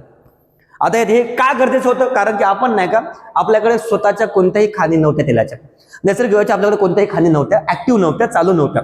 ओके, तर आपण कुठून घ्यायचो, आपण अरब देशातून तेल घ्यायचो, अमेरिकेपासून तेल घ्यायचो, रशियाकडून आपण तेल घेत होतो. ओके, तर याची जी स्थापना आहे, ओके, तेल आणि नैसर्गिक वायू महामंडळाची स्थापना झाली. म्हणजे आपण पाहतो ना, Bharat gas, Bharat petroleum, okay, Indian gas, Indian petroleum, okay, त्यानंतर HP आपण हिंदुस्तान पेट्रोलियम पाहतो. यांची जी स्थापना आहे, ओके, यांचा जो महामंडळ बनला आहे, ठीक आहे, तो कधी बनला, 14 ऑगस्ट 1956 रोजी बनलेला आहे. ठीक आहे, चला पुढे पहा, 1974 जल प्रदूषण प्रतिबंधक व नियंत्रण अधिनियम. जल प्रदूषण म्हणजे भारतामधलं किंवा जगामधलं सर्वात मोठं जर प्रदूषण असेल, ओके, म्हणजे माझ्या या गोष्टीची जर तुम्ही सहमत असाल तर नक्की कमेंटमध्ये सांगा, सर्वात मोठं प्रदूषण कोणतं? तर लोकसंख्या वाढ हे सर्वात मोठं प्रदूषण आहे. जागतिक लेवलला लोकसंख्या वाढीमुळे प्रदूषण होत आहे. लोकसंख्या हा प्रदूषण वाढला, लोकसंख्या वाढणं आहे ना, हम दो हमारे दो पर्यंत ठीक आहे, हम दो हमारे डझन भर त्याला काही अर्थ नाही. ओके, ठीक आहे ना. चला, तर याचा जो कायदा आहे, ठीक आहे, पण हा जो कायदा आहे ना, जल प्रदूषणचा आहे, ओके, वॉटर पोल्युशनचा आहे, आणि त्याच्यावर नियंत्रण अधिनियम कधी बनलं, 1974 रोजी बनलं. का 1974 रोजी बनलं? कारण केलं, दोन कारण आहेत. उद्योगधंदे सुरू झाले होते छोटे मोठे, आणि त्या उद्योगधंद्यामधली जे सर्व सांडपाणी आहे, ओके, ते नदी थ्रू आहे ना, म्हणजे नदीमध्ये आहे ना, त्याची जी मिलावट होती, जे नदीमधलं पाणी आहे, तो प्रवाह आहे, त्याच्यामध्ये नाले जोडले लोकांनी, आणि नदीला काय करून टाकलं, प्रदूषित करून टाकलं. मग लोकांना बिमाऱ्या व्हायला लागल्या. ओके, ही गोष्ट राष्ट्रीय स्तरावर गाजली, आणि राष्ट्रीय स्तरावर गाजून नंतर 1974 मध्ये जल प्रदूषण प्रतिबंधक कायदा व त्याचे अधिनियम स्थापित झाले. ओके, ठीक आहे, हे लक्षात असू द्या तुम्हाला. त्यानंतर 1981 हवा प्रदूषण प्रतिबंधक व नियंत्रण अधिनियम. ठीक आहे, या इंडस्ट्रीमुळे, या फॅक्टरीजमुळे, या कंपन्यांमुळे खूप सारं मोठं प्रदूषण होत आहे. ओके, इकोसिस्टीम परिसंस्था विस्कळीत होत आहे, आणि त्या विस्कळीतपणा जो आहे याला रोखण्यासाठी, ओके, हवा प्रदूषण प्रतिबंधक व नियंत्रण अधिनियम हा 1981 साली लागू झाला. ठीक आहे, त्यानंतर लगेच 1986 मध्ये पर्यावरण संरक्षण अधिनियम, okay, environmental conservation act, okay, हा कधी लागू झाला, 1986 मध्ये. हे तुम्हाला याच्यावर ना हे 7वा 8वा आणि 9वा जे आहे ना आपलं, 1974 1981 आणि 1986, हा जो घटनाक्रम आहे ना, हा नाही का अवेअरनेस आहे, हा जागरूकतासाठी केलेला होता. ओके, म्हणजे लोकांमध्ये जागरूकता हळूहळू एकदमच सर्व जागरूकता येणार होती का? नाही, तर हे स्टेप बाय स्टेप आलेले आहेत. ओके, हे तुम्हाला विचारलं जाऊ शकते. ठीक आहे, चला पुढे पहा. 7 एप्रिल हा जागतिक आरोग्य दिन म्हणून साजरा केला जातो, WHO. ओके, WHO कोण आहे? World Health Organization. ओके, या वर्ल्ड हेल्थ ऑर्गनायझेशनने, ओके, ठीक आहे. 7 एप्रिल हा जागतिक आरोग्य दिन म्हणून साजरा, कारण की लोकांना आरोग्याची काळजी घेणं सुद्धा खूप अत्यंत आवश्यक आहे. ओके, आपल्या भारतीय संस्कृतीमध्ये एक खूप चांगला मंत्र आहे, श्लोक आहे, एक ओळी आहे आपल्या शास्त्रामध्ये लिहून, ओके, म्हणजे मी वाचलेली. ठीक आहे. आरोग्यम धन संपदा. तुमच्याकडे तुमचं आरोग्य हा सर्वात मोठं धन आहे. ओके, म्हणजे तुम्ही किती वेळ जगणार आहे खूप महत्वाचं आहे. तुमच्याकडे खूप सारा पैसा असेल आणि तुमच्याकडे तुमचं आरोग्य चांगलं नसेल तर त्याला काही महत्व नाही. म्हणून आरोग्यम धन संपदा. आपलं आरोग्यच आपली खरी संपत्ती आहे, खरं धन आहे, चांगलं आरोग्य. बरं, ठीक आहे. तर त्यासाठी नाही का 7 एप्रिल हा दिन आपण नाही का साजरा करतो. ठीक आहे. त्यानंतर आहे 14 जून जागतिक रक्तदान दिन. जगामधील सर्वात महत्वाचं सर्वश्रेष्ठ दान म्हणून ओळखलं जातो तो म्हणजे रक्तदान. ओके, सर्वांनी भरपूर प्रमाणात, ओके, भारतामध्ये रक्तदानाचं प्रमाण खूप वाढलेलं आहे. ओके, भारतातील लोक यामध्ये जागृत झालेले आहे आणि भारतातलं रक्त फक्त भारतापुरतं मर्यादित नाहीये. आपण विविध कंट्रीजमध्ये, विविध देशामध्ये, आपल्या सभोवताल जेवढे काही देश आहेत, नेपाळ, भूतान यांच्यासारख्या देशामध्ये सुद्धा भारतातील काही, ओके, रक्तगट जे आहेत ते आपण पुरवतो. त्याला कारण आहेत, कारण की जेव्हा वेगवेगळ्या परिस्थिती उद्भवतात, काही देशावर संकट येतात, वैद्यकीय संकट येतात, तर त्यावेळेस ब्लड बँक म्हणून, ओके, तिकडे लोकांची अवेअरनेस नाही आहे जास्त, त्याच्यामुळे नाही का अवेअरनेस म्हणून, मदत म्हणून, ओके, जागरूकता म्हणून आपण त्यांना मदत करतो. ठीक आहे. चला, तर 14 जून हा जागतिक रक्तदान दिन म्हणून साजरा केला जातो. त्यानंतर आहे 29 सप्टेंबर जागतिक हृदय दिन. तुम्ही पाहिलं असेल ना, व्हॅलेंटाईन हप्ता आपला फरवरीमध्ये आहे ना, फरवरीमधला 7 फरवरी ते 14 फरवरी, ती सगळी अंधश्रद्धा आहे. सगळ्यात महत्वाचा दिवस जो आहे हृदयाचा, ओके, तर हृदयाचा जो दिवस आहे तो कोणता? 29 सप्टेंबर हा जागतिक हृदय दिन म्हणून साजरा केला जातो. ओके, हृदय हा असा अवयव आहे की जे फक्त मेल्यानंतरच दान करता येईल, जिवंत असताना आपण याला दान करू शकत नाही. बाकी सगळी अंधश्रद्धा आहे. हमने तुमको दिल दे दिया है सनम, हा ना, हे सगळं अंधश्रद्धा आहे, काही कामाचं नाही आपल्या. ओके, ठीक आहे. हा, तर जागतिक हृदय दिन कधी साजरा केला जातो? 29 सप्टेंबर रोजी साजरा केला जातो. ठीक आहे. त्यानंतर आहे 14 नोव्हेंबर हा जागतिक मधुमेह, हा ना, जागतिक मधुमेह दिन म्हणून साजरा केला जातो. म्हणजे डायबिटीज पेशंट जगामध्ये असं म्हणत हरकत नाही, 50% लोक डायबिटिक आहेत. त्याच्यामध्ये 4 स्टेज आहेत, काही प्री डायबेटिक आहे, काही पोस्ट डायबेटिक आहे, ओके, काही इनिशियल स्टेजमध्ये आहे, काही फायनल स्टेजमध्ये आहे. ठीक आहे. तर अशा 4ही ज्या अवस्था आहेत डायबिटीजच्या, मधुमेह रोगाचं नाव पहा ना, मधुमेह, मधु स्त्री आहे ना शेवटी, आहे की नाही. ओके, तर 14 नोव्हेंबर हा जागतिक मधुमेह दिन म्हणून साजरा केला जातो. ठीक आहे. तर जागतिक आरोग्य दिन कधी केला जातो? इथे प्रश्न आहे पहा बघा, या चार्टर आलेला प्रश्न पहा तुम्ही कोणता आहे. जागतिक आरोग्य दिन कुठे आहे? आपला जागतिक आरोग्य दिन आता जे आपण पाहिलं होतं आहे ना, हे पहा इथे 7 एप्रिल वाला.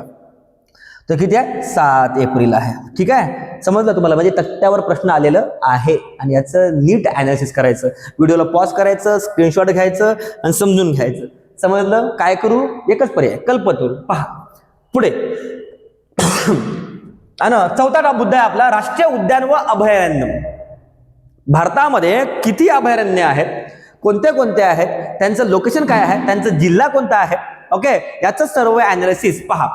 राष्ट्रीय उद्यान व अभयारण्य कुठे आहेत, त्यांचं राज्य दिलेलं आहे, त्यांचे संबंधित जीव प्राणी दिलेले आहेत. याच्यावर हमखास प्रश्न येतो बाबा, याच्यावर हमखास तुम्हाला प्रश्न येतो. पहा, गीर हा अभयारण्य कुठे आहे? गुजरातमध्ये आहे. त्याच्यामध्ये कोणते प्राणी आहेत? आशियाई सिंह आहेत. म्हणजे आपल्या आशिया खंडातील काही सिंह आहेत, ते सिंह कुठे सोडण्यात आलेले आहे बेटा? गीर या अभयारण्यामध्ये सोडण्यात आलेले आहेत. ओके, ठीक आहे. त्यानंतर रणथंबोर हा राजस्थानमध्ये आहे. ठीक आहे. याच्यावर या रणथंबोरमध्ये जे वाघ आहेत, वाघ ते कसे आहे बेटा? पट्टेदार. कसे आहे बेटा? पट्टेदार. म्हणजे जे वाघ आहे ना त्याच्यावर असे पांढऱ्या कलरचे काय पट्टे आहेत.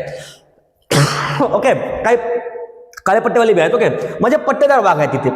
त्यानंतर आहे काझीरंगा हा अभयारण्य कुठे आहे? हा आसाममध्ये आहे. आणि काझीरंगा हा खूप स्पेशल आहे भारतासाठी, कारण की भारतामध्ये आता एकच ठिकाण राहिलेलं आहे की त्या ठिकाणी एक शिंगी गेंडे तुम्हाला पाहायला मिळतात. ओके, ठीक आहे. कुठे बेटा? ते आसाममध्ये आहे. ओके, चला पुढे आहे सुंदरबन. याच्यावर एक पिक्चर आहे बघा, पाहतात मूवी पाहायचं रे, फिल्म पाहायचे, चांगलं पिक्चर पाहायचे बघा. सुंदरबन याच्यावर आधारित एक फिल्म बनली आहे, रोअर. ओके, ROAR नावाची एक फिल्म बनलेली आहे. तर हा पश्चिम बंगालमध्ये आहे. तर आणि ते बंगाली टायगर तुम्ही ऐकलं असेल, बेंगॉल टायगर हा शब्द ऐकला तुम्ही? बेंगॉल टायगर खतरनाक टायगर आहे, सर्वात ताकदवर वाघांपैकी एक टायगर ची प्रजाती आहे ती कोणती आहे? Bengal tiger. सर्वात मजबूत, सर्वात हायटेड, सर्वात हेल्दी जे वाघ आहेत ते बेंगॉलचे आहेत. पश्चिम बंगालमध्ये त्यांचं आहे अस्तित्व. आणि ते कुठे, कोणत्या जंगलामध्ये आहे? भारतातील सर्वात मोठं अभयारण्यपैकी काय आहे? सुंदरबन अभयारण्य. ओके, हा पश्चिम बंगालमध्ये आहे. तर तिथे बंगाली वाघासाठी तो फेमस आहे. ठीक आहे, चला त्यानंतर मेळघाट. मेळघाट हा अमरावतीमध्ये आहे. आपल्या तुम्हाला माहित आहे मेळघाट कुठे आहे? अमरावतीमध्ये आहे. ओके, आपल्या महाराष्ट्रामध्ये आहे. ठीक आहे, आणि तिथे विशेष करून काय आढळतात बेटा? वाघ हे जंगली प्राणी आढळतात, त्यासाठी ते फेमस आहे. त्यानंतर आहे the great Himalayan national park. आता हिमालयन म्हटलं ना तर हिमालयाचा जो सर्वात जास्त प्रदेश प्रदेशाचा जो भाग आहे म्हणजे हिमाचल प्रदेशमध्ये सर्वात जास्त हिमालय आहे, त्याची डोंगर रांग तिथेच आहे, तर ते हिमाचल प्रदेशमध्ये आहे म्हणून त्याचं नाव हिमाचल आहे. तिथून त्याची सुरुवात झालेली आहे. तर तिथे कोणता तुम्हाला बिबट्या भेटतो? पांढरा बिबटा. बिबट्याचा सुद्धा कलर आहे पांढरा बिबटा, सगळ्यात सुंदर बिबटा आहे तो, हा ना, पांढऱ्या कलरचा बिबटा. त्याची जी लोकेशन आहे ओके ती काय? हिमाचल प्रदेश आहे. आणि हिमाचल प्रदेशमध्ये कोणता अभयारण्य आहे तो? The great Himalayan national park. Okay, उद्यान मधून आहे ते. ओके, चला त्याच्यामध्ये ते रिझर्व करण्यात आलेलं आहे. ठीक आहे, रिझर्व आहेत ते, उद्यान म्हणजे रिझर्व आहेत ते. ठीक आहे, चला त्यानंतर भरतपूर.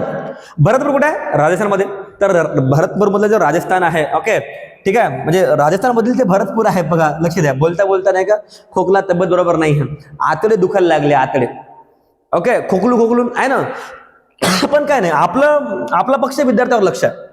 ओके, तर भरतपूर हे राजस्थानमध्ये आहे आणि त्याच्या तो कशा संबंधित आहे? तर तो आहे बेटा संवर्धित जीव. म्हणजे कोणता आहे ते संवर्धित जीव? पान पक्षी. काही असे पक्षी आहेत की जे कमी प्रमाणात उडतात. ठीक आहे, आणि त्यांचा जो इलाका आहे तो कुठे आहे? राजस्थान आहे. भरतपूरमध्ये त्याचं उद्यान आहे. ठीक आहे, चला त्यानंतर पेरियार. पेरियार हा कुठे आहे? केरळमध्ये. ओके, परंतु इथे त्यांनी दिलेलं नाही आहे, पण उद्यान आहे. त्या उद्यानामध्ये मिक्स प्राणी आहेत. हे तुम्हाला यासाठी नाही दिलेले आहेत की तिथे भलं मोठं आहे की तिथे वेगवेगळे एकच प्राणी नाही आहेत, म्हणजे विशिष्ट प्राणी नाही आहेत, पण ते उद्यान आहे, तिथे सर्वच प्राणी जवळपास आहे. ओके, तर पेरियार कुठे आहे? केरळमध्ये आहे. ठीक आहे, दाजीपूर हा महाराष्ट्रामध्ये आहे आणि दाचीगम हा कुठे आहे? जम्मू आणि काश्मीरमध्ये आहे. यांच्यामध्ये नाही का सर्वच प्राणी आहे जवळपास. ठीक आहे, म्हणजे विशिष्ट, म्हणजे एका प्रकारचे विशिष्ट प्राण्यांसाठी नाही आहेत, हे बाकीचे विशिष्ट प्राण्यांसाठी आहेत. ठीक आहे, चला याच्यावर आधारित प्रश्न आहे. आशियाई सिंहाचे आश्रयस्थान कुठे आहे? बघा हा प्रश्न 1, 2, 3, 4 या प्रश्न तुम्हाला आलेले आहेत. ओके, आता आपण आशियाई सिंहाचे आश्रयस्थान कुठे आहे पाहिलं होतं. ओके, आशियाई सिंह.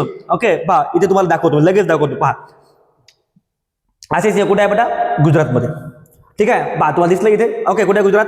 हे गिरचे जंगल कुठे आहे? ते गुजरात. गिरचे जंगल कुठे आहे बेटा? गुजरातमध्ये आहे. तर आशियाई सिंह कुठे आढळतात सर्वात जास्त? आता गुजरातच्या अभयारण्यामध्ये आढळतात. गिर, त्याचं नाव काय? गिरचे जंगल, गिर जंगल आहे. ठीक आहे, रणथंबोर.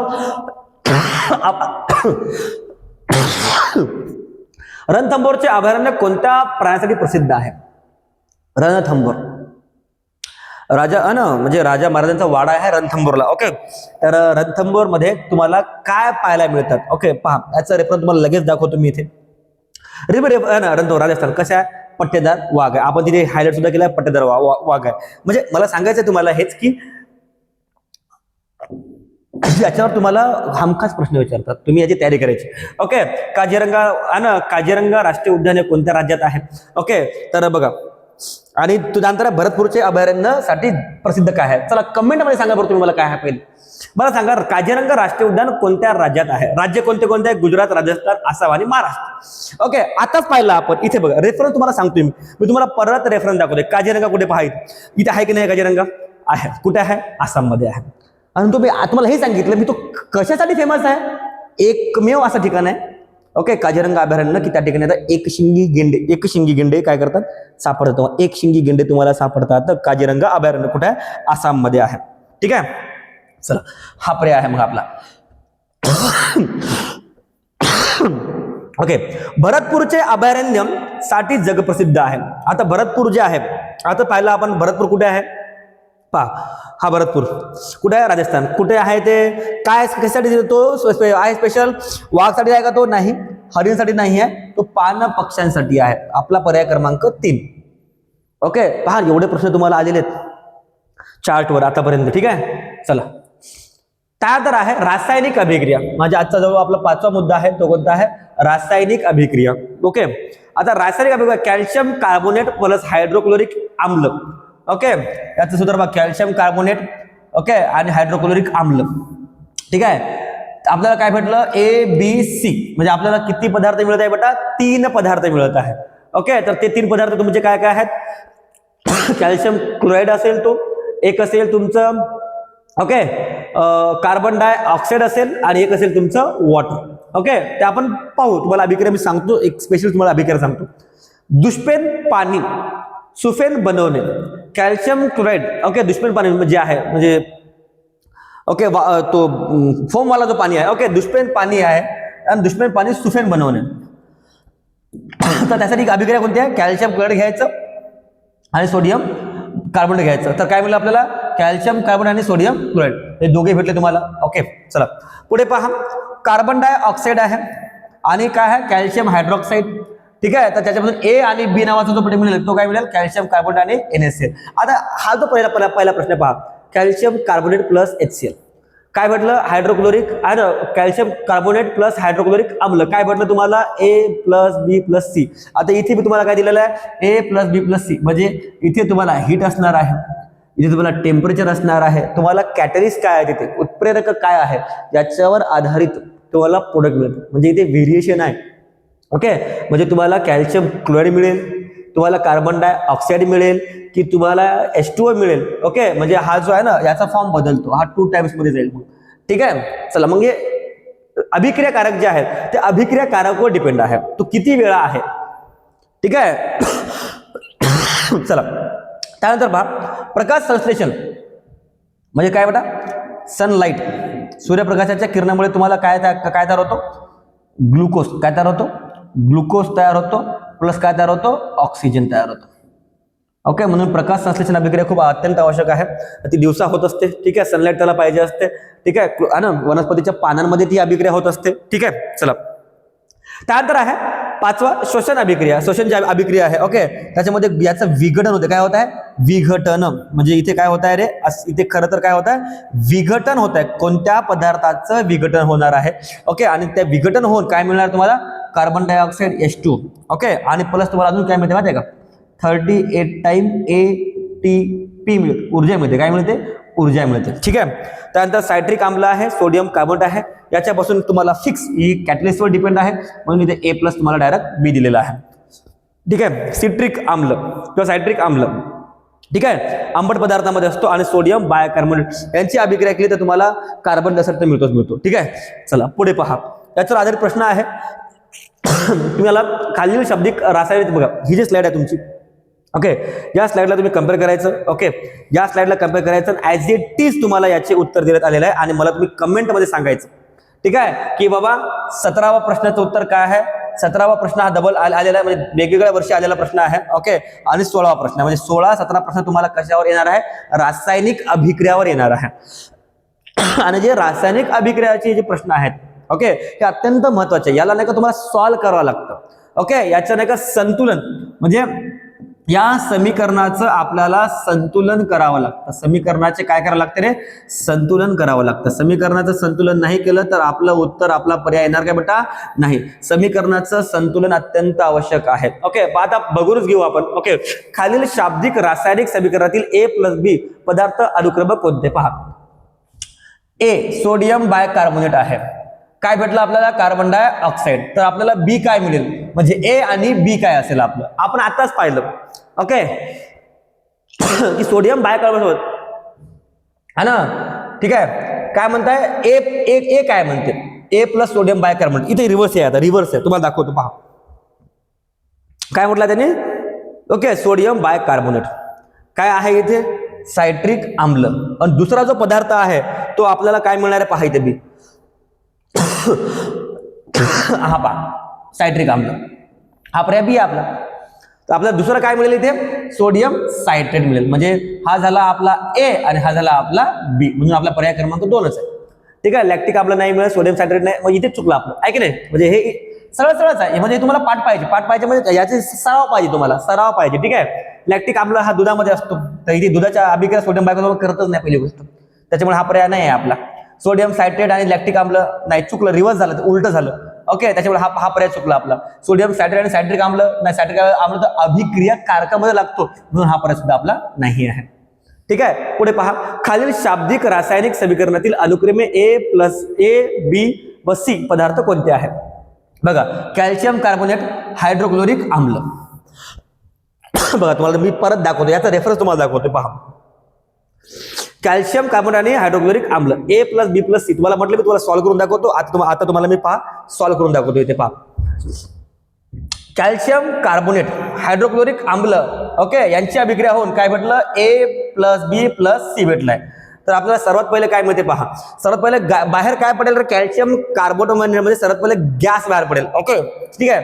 तर आपल्याला इथे नाही का सर्वात पहिले तुम्हाला देण्यात आलेलं आहे calcium okay chloride carbonate calcium chloride म्हणजे कॉमन आहे. म्हणजे इथे तुम्हाला काय भेटलं सॉलिड पदार्थ भेटला तुम्हाला सर्वात ना गाळ भेटली तुम्हाला क्रिस्टल भेटलं तुम्हाला ठीक आहे. कॅल्शियम क्लोराईड भेटलं. त्यानंतर आपल्याला काय भेटलं कार्बन डायऑक्साईड हा वायू बाहेर पडतो आणि काय मिळतं आपल्याला पाणी मिळतं. म्हणून आपला पर्याय काय बेटा 2 अनुक्रमे कॅल्शियम क्लोराईड कार्बन डायऑक्साईड आणि पाणी मिळतं. आपल्याला काय काय मिळतं पहा है ना. ए मध्ये तुम्हाला काय भेटलं कॅल्शियम क्लोराईड भेटलं तुम्हाला.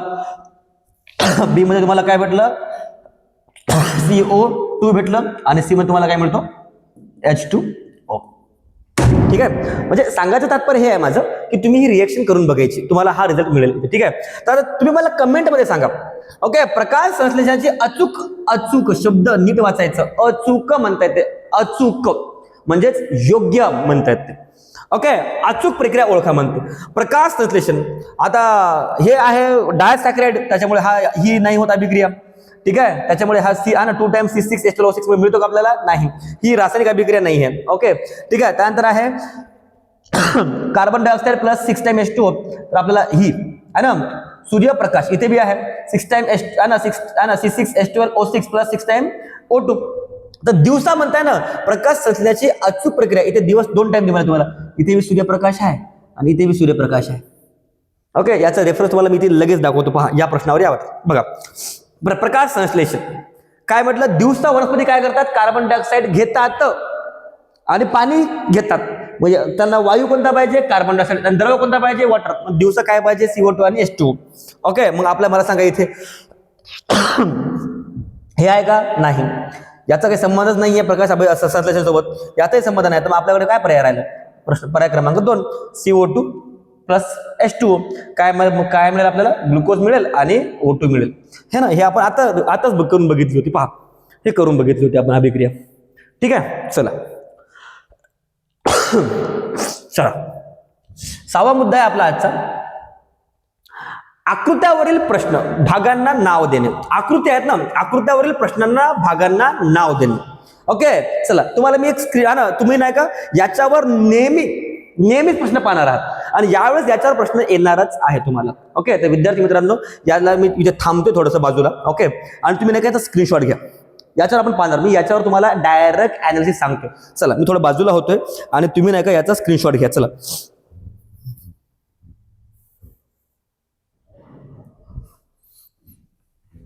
चला घेतला बेटा तुम्ही स्क्रीनशॉट बघा. आता आकृती आहे आकृत्याच्या आधारावर आपल्याला भागांना नाव देणे आहे. ओके ही माहिती आहे आपल्याला ही जारबेल आहे. ओके ठीक आहे. हे आपलं पुष्पभाव आहे फुलवा आहे फुलवा आहे ना. ओके हे मानवी श्वसन अभिक्रिया आहे अन्ननलिका आहे ही. ओके ठीक आहे. ही श्वसन अभिक्रिया आहे. ठीक आहे. हे काय आहे सांगा बरं मला एंडोप्लाझ्मिक रेटिक्युलम बद्दल आहे. ठीक आहे ना. हा त्यानंतर ही श्वसन अभिक्रिया आहे आणि त्यानंतर हे हरित लवकाची अभिक्रिया आहे. म्हणजे हे हरित लवकाचं चित्र आहे पहा. टोला घंटा म्हणजे टोला लावला असा म्हणजे हा नाही का आपला घंटा आहे आणि हा टोला आहे वाजवणारा मंदिरामधला. वाजला की नाही वाजला टोला मारला म्हणजे टोला मारला आवाज येते पहा. हा आणि इथे 3 नंबरला काय आहे विद्युत चुंबक आहे लोखंडी पट्टी आहे. ठीक आहे. संपर्क स्क्रू आहे इथे कळ आहे. ठीक आहे. ठीक आहे. आणि हे नाही का तुमचे धन प्रभारित आणि ऋण प्रभारित ओके जोडणी आहे. ठीक आहे. त्यानंतर पहा फुल आहे. फुलामध्ये सर्वात महत्वाचं त्याचं देठ आहे ना निदलपुंज म्हणतात त्याला. याला ही ओरी आहे याला अंडाशय म्हणतात. ठीक आहे. हे दलपुंज आहेत. ठीक आहे. काय आपण याला करोला म्हणतो आहे ना. ही कुक्षी आहे याला म्हणतात कोणती मा याला म्हणतात स्टिग्मा. काय म्हणतात त्याला स्टिग्मा म्हणतात त्याला स्टिग्मा आहे ना. ही त्याची कुक्षिवंता ही त्याची स्टाईल आहे. त्यानंतर हे काय त्याचं परागकोश आहे, म्हणजे ज्याच्यावर ते जे फुलं आहेत, जे पुष्प आहेत आहे ना, त्याचे जे पोलन ग्रेन्स आहेत, परागकण आहेत, ते कशावर येतात? परागकोशावर येतात. परागकोशावर काय तयार होतं? परागकण. परागकण. ठीक आहे. हा, चला. त्यानंतर ही नाही का अन्न नलिका आहे आपली, म्हणजे जे आपण अन्न पदार्थ खातोय आहे ना, कशा पद्धतीने अन्न आपल्या शरीरामध्ये जी बघा, अन्न पचनाची प्रक्रिया ही आपल्या तोंडापासून सुरुवात होते आणि आपल्या आतड्यांपर्यंत राहते. परंतु आहे ना, इथे तुम्हाला वेगळी सांगितलेलं आहे की झाकणारी झडप आहे. ओके, त्याला म्हणतो आपण अधिस्वर द्वार. ठीक आहे. त्यानंतर आहे स्वरतंतू, श्वसन नलिका आणि त्याच्या बाजूला आहे अन्न नलिका. श्वसन नलिका वेगळी असते आणि अन्न नलिका वेगळी असते. ठीक आहे. तर बोल आहे ना, हे एंडोप्लाझ्मिक रेटिक्युलम आहे आपलं. ओके. हा, तर याच्यामध्ये स्त्रावी पिटिका, नवजात पिटिका, हे वेगवेगळे त्याचे जे सॅक आहे त्याला त्यांनी कुंड म्हटलेलं आहे. ओके, समपक्ष प्रवस्था म्हटलेली आहे. आतमध्ये येणारे वाहनांचा आणि पिटिका आणि अवकाशिका. ओके, ठीक आहे, म्हणजे जिथे ते रेस्ट करतात, आराम करतात. ठीक आहे. त्यानंतर श्वसन अभिक्रिया, हा श्वासपटल आहे, हा एवढाचा भाग आहे. याच्यामध्ये वायुकोश आहे, अल्व्हिओली आहे. ठीक आहे. श्वसन आहे ना, श्वसनिका आहे. ठीक आहे, ब्रॉन्क्युल्स. त्यानंतर हा स्वर यंत्र आहे, लॅरिंग्स. हा घसा आहे आपला. ठीक आहे, फॅरिंग्स. ही नाकपोकळी आहे, नेसोफॅरिंग्स. श्वसन नलिका आहे, रेस्पिरेटरी ट्रॅक आहे आणि आपले हे फुफ्फुस आहे, फुफ्फुस लंग्स आहेत. ओके, म्हणजे याच्यावर तुम्हाला प्रश्न विचारतात की कोणता अवयव कुठे आहे, त्याची जागा कुठे आहे, त्याची लोकेशन कुठे आहे. त्याला तुम्हाला क्रमांक देतात, ते 1 2 3 किंवा ABC किंवा अ ब क हे क्रमांक देतात, आपल्याला त्याला ओळखायचं आहे. ठीक आहे. आता हे हरित लवके आहे. ओके, क्लोरोप्लास्ट आहे. ओके, तर त्याच्यावर जी आहे ना, बघा, हे जे असे आहे ना बंडल असतात, हे बंडल, त्या बंडलला त्यांनी काय म्हटलेलं आहे माहिती आहे तुम्हाला? त्याला म्हटलं त्याला थॅलाकॉइड. काय म्हटलं त्याला? थॅलाकॉइड म्हटलेलं आहे बंडलाला. ठीक आहे. हा, तर ते याच्यावर तुम्हाला प्रश्न विचारतात. ठीक आहे. तर मध्य आवरणातील जागा कोणती आहे? ठीक आहे. त्यानंतर बाह्य आवरण, आतील आवरण. ओके, बाह्य म्हणजे तुम्हाला ते दिसतं, वरून तुम्हाला दिसतं की ते बाह्य आवरण आहे की आतील आवरण आहे की मध्य आहे. बघा, 3 आवरण आहे त्याला. पहिलं कोणतं आहे? बाह्य आवरण. त्याच्या आतमधलं मध्य आवरण आणि त्याच्या आतमधलं कोणतं असते? म्हणजे हा 1 नंबरला, हा 2 नंबरला आणि हे काय बेटा 3 नंबरला. ठीक आहे. ओके, म्हणजे तुम्हाला नाही का मी आता हे सांगतो की बाबा हे आपण झूम करून सुद्धा पाहू शकतो. तर तुम्ही एक काम करा, तुम्ही स्क्रीनशॉट घ्या. स्क्रीनशॉट तुम्ही नाही का काय ना काय बेटा स्क्रीनशॉट घ्या आणि तुम्ही स्क्रीनशॉट घेऊन नाही का याचं अनालिसिस करू शकता. ठीक आहे. पहा, हा, आता पहा तुम्ही आहे ना. ओके, याला जर आपण झूम केलं असं, ठीक आहे, मी याला झूम करतोय. ठीक आहे, याला मी झूम करतोय. पहा, याला झूम करून नाही का आपण तुम्हाला दाखवतो मी. आता पहा, जी सर्वात बाहेरील आहे त्याला काय म्हटलं? बाह्यवरण. ओके, जे त्याच्या थोडी आतमधली आहे त्याला म्हटलं मध्य आवरण आणि त्याचे आतमधलं आहे ते कोणतं आहे? आतील आवरण. ठीक आहे. आणि या आतील आवरणामध्ये सर्वात महत्वाचा जो घटक आहे तो कोणता आहे बेटा? थॅलाकॉइड. कोणता आहे बेटा? तो थॅलाकॉइड आहे. ठीक आहे. चला, ठीक आहे. तर याच्यावर आधारित हा प्रश्न आहे. बघा, त्यानंतर आहे, याला काय म्हणतात रे? याला म्हणतात स्पॅग्मो मॅनो. ओके, याला काय म्हणतात? स्पॅग्मो मॅनोमीटर म्हणतात. बघा, याचा नाही का तुम्ही स्क्रीनशॉट काढा. चला, मी 5 सेकंदासाठी पॉज करतोय की तुम्ही याचा स्क्रीनशॉट काढा पहिले. चला चला, काढून घ्या लवकर याचा स्क्रीनशॉट काढा की बाबा हे या यंत्राचं नाव काय आहे, हा कोणाचा मॉडेल आहे, यांनी कशाबद्दल सांगितलेलं आहे. ओके, हे रुदरफोर्डच्या आवरणामध्ये त्यांनी काय सांगितलेलं आहे. ओके, क्लोरीन आहे, मॅग्नेशियम आणि क्लोरीन. ओके, ठीक आहे. इथे क्लोरीन 2 वेळा काय आहे? ठीक आहे, कारण की क्लोरीन जी आहे, ओके, इथे मॅग्नेशियम त्याची व्हॅलेन्सी किती आहे बेटा? 2 आहे. मग त्याला व्हॅलेन्सी 2 आहे तर त्याला 2 इलेक्ट्रॉन तो देईल किंवा घेईल. पण हा मॅग्नेशियम धातू आहे, धातूंची जी टेंडन्सी आहे, ओके, ती काय असते? देण्याची. मग ते काय करणार? इलेक्ट्रॉन देणार. कोणाला देणार ते? है ना, कोणाकडे कमी आहे? क्लोरीनकडे कमी आहे. तर एक याला मिळेल आणि एक याला मिळेल. मग काय तयार होईल? MgCl2 तयार होते. काय तयार होते? MgCl2 तयार होते. ठीक आहे. याच्यावर तुम्हाला आधारित प्रश्न विचारतात. ठीक आहे. हे आहे आपलं ऊर्जा आहे ना, ऊर्जा केंद्र वनस्पतीमधलं.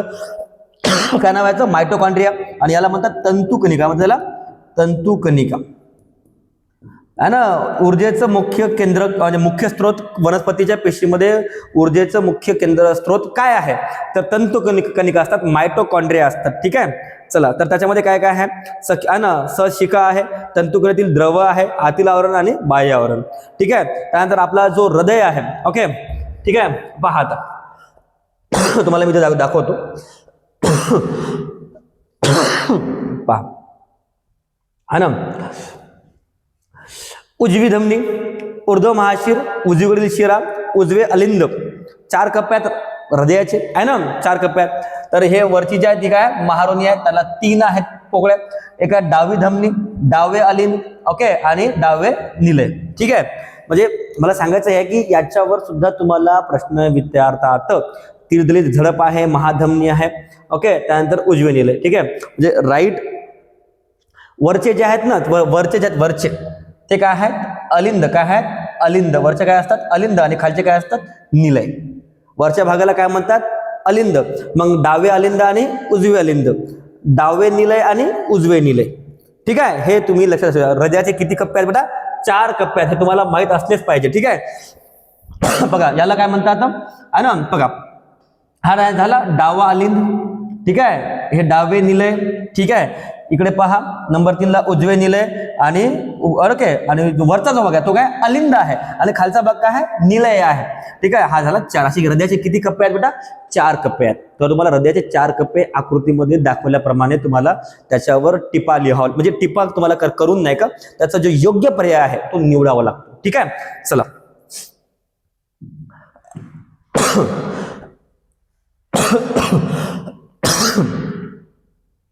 ठीक आहे, चला. तर आता पुढील प्रश्न पाहू आपण. ओके, ठीक आहे, चला पुढची स्लाइड पाहू आपण. तर आता हे याच्यावर नाही का आधारित प्रश्न आहे. प्रश्न क्रमांक पहा, याच्यावर आधारित नाही का तुम्हाला जे प्रश्न विचारण्यात आलेले आहे ते पहा आता. ओके, खालील आकृतीमधील स्वरयंत्र ओळखा. ठीक आहे, तर आपल्याला माहित आहे स्वरयंत्र हे आहे.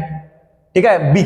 ठीक आहे, तर बी आपला पर्याय बरोबर आहे. ओके, म्हणजे त्यांनी म्हटलं बघा ए बी सी दिला, याला सुद्धा पर्याय दिला. तर आपल्याला माहित आहे की बाबा हे फुफ्फुस आहे ना, हे फुफ्फुस आहे आपलं. ठीक आहे, हे अल्वेली आहे. ठीक आहे, हा हे ना, ही काय सांगा मला, हे ट्रकिया आहे. ठीक आहे, हा एक आहे बेटा, हा आहे ना, हा वरचा जो भाग आहे वरचा, हा ही नलिकाचा भाग आहे ना, आणि हा इथे आपलं स्वरयंत्र आहे. ठीक आहे, तर बी आहे. ठीक आहे, तर याच्यावर पहा तुम्ही आकृतीप्रमाणे तुम्ही दाखवल्याप्रमाणे किती प्रश्न आलेले पहा. 1 2 3 3 प्रश्न आलेले आहेत तुम्हाला. ओके, चला मी काही सेकंदरी पॉज करतोय. बघा तुम्ही नाही का याचं उत्तर सॉल्व्ह करा आणि मला नाही का प्रश्न क्रमांक 33, प्रश्न क्रमांक 30, ओके, प्रश्न क्रमांक 9, प्रश्न क्रमांक 3, ओके, ठीक आहे, यांचे उत्तर मला तुम्ही तुमच्या ऑप्शनमध्ये सांगा. ओके, पहा विद्यार्थी मित्रांनो, याच्यावर तुम्हाला हमखास प्रश्न विचारतात. ओके, बघा हा जो आपण हा जो चार्ट 2 चार्ट जे प्रिपेअर केलाय आणि यावर्षी हृदयाचा तुम्हाला प्रश्न येणार म्हणजे येणार. तुम्हाला हा प्रश्न दिसणार म्हणजे दिसणारच आहे. ठीक आहे, चला. तर हे तुम्ही सॉल्व्ह करून मला कमेंटमध्ये नक्की सांगा. ठीक आहे, चला. ठीक आहे, म्हणजे हे तुम्ही सोडू मग मी. ओके, चला पुढचा प्रश्न पहा. मग पुढचं स्लाइड पाहू आपण. पोटॅशियमच्या इलेक्ट्रॉन स्वरूपाचे रेखाटन ओळखा. म्हणजे पोटॅशियम म्हणजे काय, पोटॅशियमचा जो अणुअंक आहे तो किती आहे 19 आहे. मग आता आपल्याला 19 मूलद्रव्य पाहिजे. मग शेवटच्या कक्षेमध्ये किती, आता के यल यम आणि यन, आपल्याकडे 4 कक्षा आहेत.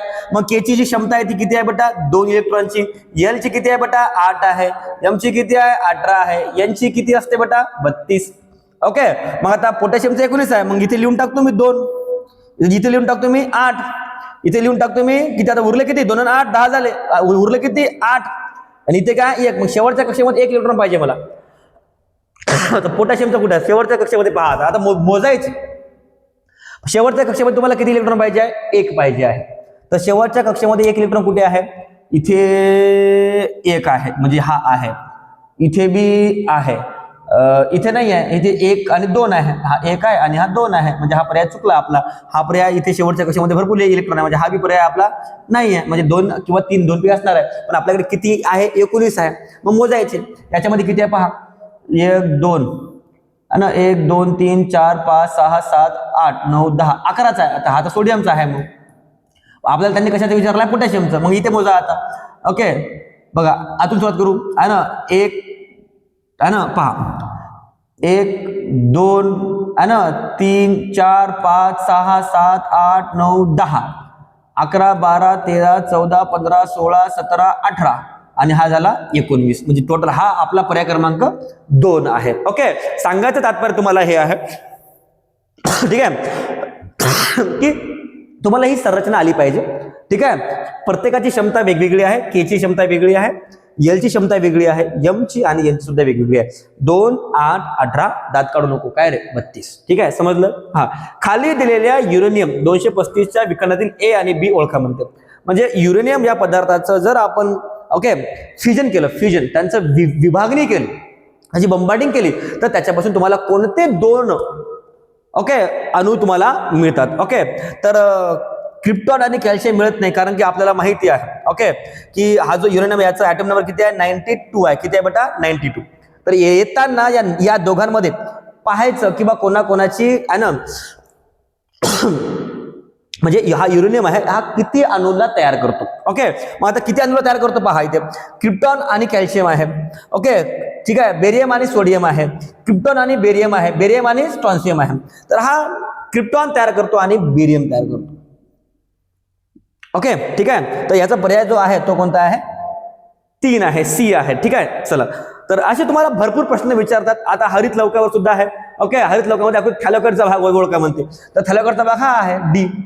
ठीक आहे, नाही इथे बघा, इथे आकृती बरोबर पाहिजे. ठीक आहे, बघा थॅलोकर तुम्हाला दाखवतो मी. थॅलोकर म्हणजे काय म्हटलं तुम्हाला मी, असे आहे ना, हे कुठे त्यांनी दाखवलं आहे, हे इथे त्यांनी दाखवलेलं आहे. तर पर्याय क्रमांक काय बेटा आपला बी आहे. ठीक आहे, इथे थोडंसं सुद्धा आहे ना. हा बीच आहे, सॉरी, हा इथे नाही, डी नाही आहे, हा बी आहे. ठीक आहे, हा इथे त्यांनी थॅलोकरचं स्ट्रक्चर दिलेलं आहे, असे गुंडाने दिलेलं आहे त्यांनी, एकावर एक आवरण दिलेलं आहे. ठीक आहे, चला पुढे पहा. बघा, हा महत्वाचा मुद्दा आहे. म्हणजे वेगवेगळे पदार्थ आहे आपले, या वेगवेगळ्या पदार्थावर आपल्याला म्हणजे त्याची जी पद्धत आहे विलगीकरणाची ती पाहायची आहे. एकमेकात न विरघळणाऱ्या 2 द्रवांचे मिश्रणला काय म्हणतो आपण, रॉकेल आणि पाण्याचे मिश्रण. ठीक आहे, त्याला म्हणतात विलगीकरण. काय म्हणतात त्याला, विलगीकरण. दोन्ही वेगवेगळे आहेत. ठीक आहे, ते कधीही मिक्स होऊ शकत नाही. ठीक आहे, त्यानंतर द्रव आणि अद्रव्य स्नायूंची मिश्रण, यांना आपण काय म्हणतो, गढूळ पाणी, शाई, ताक आणि रक्त. ठीक आहे, आणि ही कोणती पद्धत आहे, याची पद्धत कोणती आहे, अपकेंद्री पद्धत. कोणती पद्धत आहे, अपकेंद्री पद्धत. ठीक आहे, त्यानंतर एकाच द्रावणात 2 किंवा अधिक पदार्थ अल्प प्रमाणात विरघळले, तर ते काय तयार होते, औषधी तयार होते. आणि याला कोणती पद्धत म्हटली आहे, रंजक द्रव्य पृथक्करण पद्धत. ठीक आहे, त्यानंतर आहे अशुद्ध द्रव पद्धत आणि शुद्ध.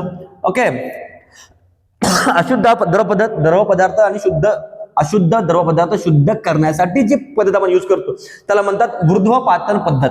मग आता मीठ आणि पाणी यांचं मिश्रणाला आपण नाही का शुद्ध करू शकतो. ठीक आहे, चला.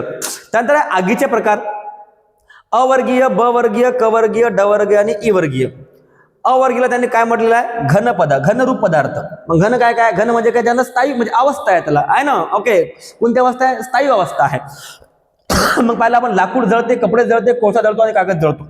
ठीक आहे, तर त्याचा अवर्ग आहे. मग या तक्त्यावर आधारित तुम्हाला प्रश्न विचारलेले आहेत. ठीक आहे, ब वर्गीयमध्ये काय काय आहे, द्रवरूप पदार्थ आहे. कोणत्या द्रवरूप पदार्थ जे जळू शकतात, आग लावू शकते, पेट्रोलियम आहे, तेल आहे, वार्निश आहे आणि स्वयंपाकाचे तेल आहे. ठीक आहे, त्यानंतर क वर्गीय आहे, त्यांना वायुरूप म्हटलेलं आहे.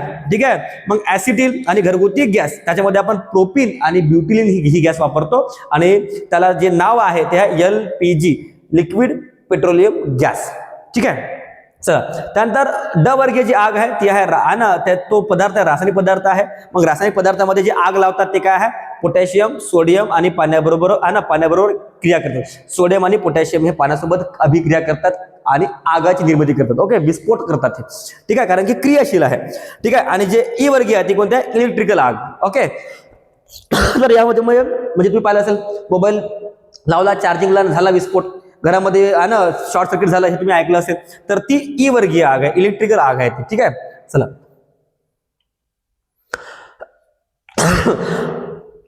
खालीलपैकी असत्य विधान ओळखा. ठीक आहे, 34वा प्रश्न, 29वा प्रश्न, 20वा प्रश्न आणि 29वा प्रश्न हे तुम्हाला विचारण्यात आलेले आहे. आणि या प्रश्नांचं विश्लेषण जे आहे, मी आता तुम्हाला सांगितलं, पहा या चार्टवरून तुम्हाला हे 4 प्रश्न आतापर्यंत आलेले आहेत. तर पेट्रोल तेल हे ज्वालाग्राही द्रव पदार्थापासून लागणारी आग कोणत्या आगीच्या प्रकारात येते. तर या चार्टला पाहूनच तुम्हाला हे कळून जाते की ती कोणत्या वर्गाची आहे. काय म्हणताय, पेट्रोल. पहा, पेट्रोल तेल कोणत्या आहे, कोणत्या यामध्ये हवं ते, ब वर्गीयमध्ये. कशामध्ये आहे, ब वर्गीयमध्ये आहे. ठीक आहे, औषध जे निर्माण आहे ते काय, रंजक द्रव्य पृथक्करण पद्धत आहे. ठीक आहे, त्यानंतर इलेक्ट्रिकल साधनामुळे लागणारी जी आग आहे ती कोणती आहे, ई वर्गीय आग आहे. आता त्या तत्त्वावरून आपल्याला कळालं आहे ते आहे की चला पुढचा प्रश्न पहा, म्हणजे पुढची स्लाइड पाहू आपण आता.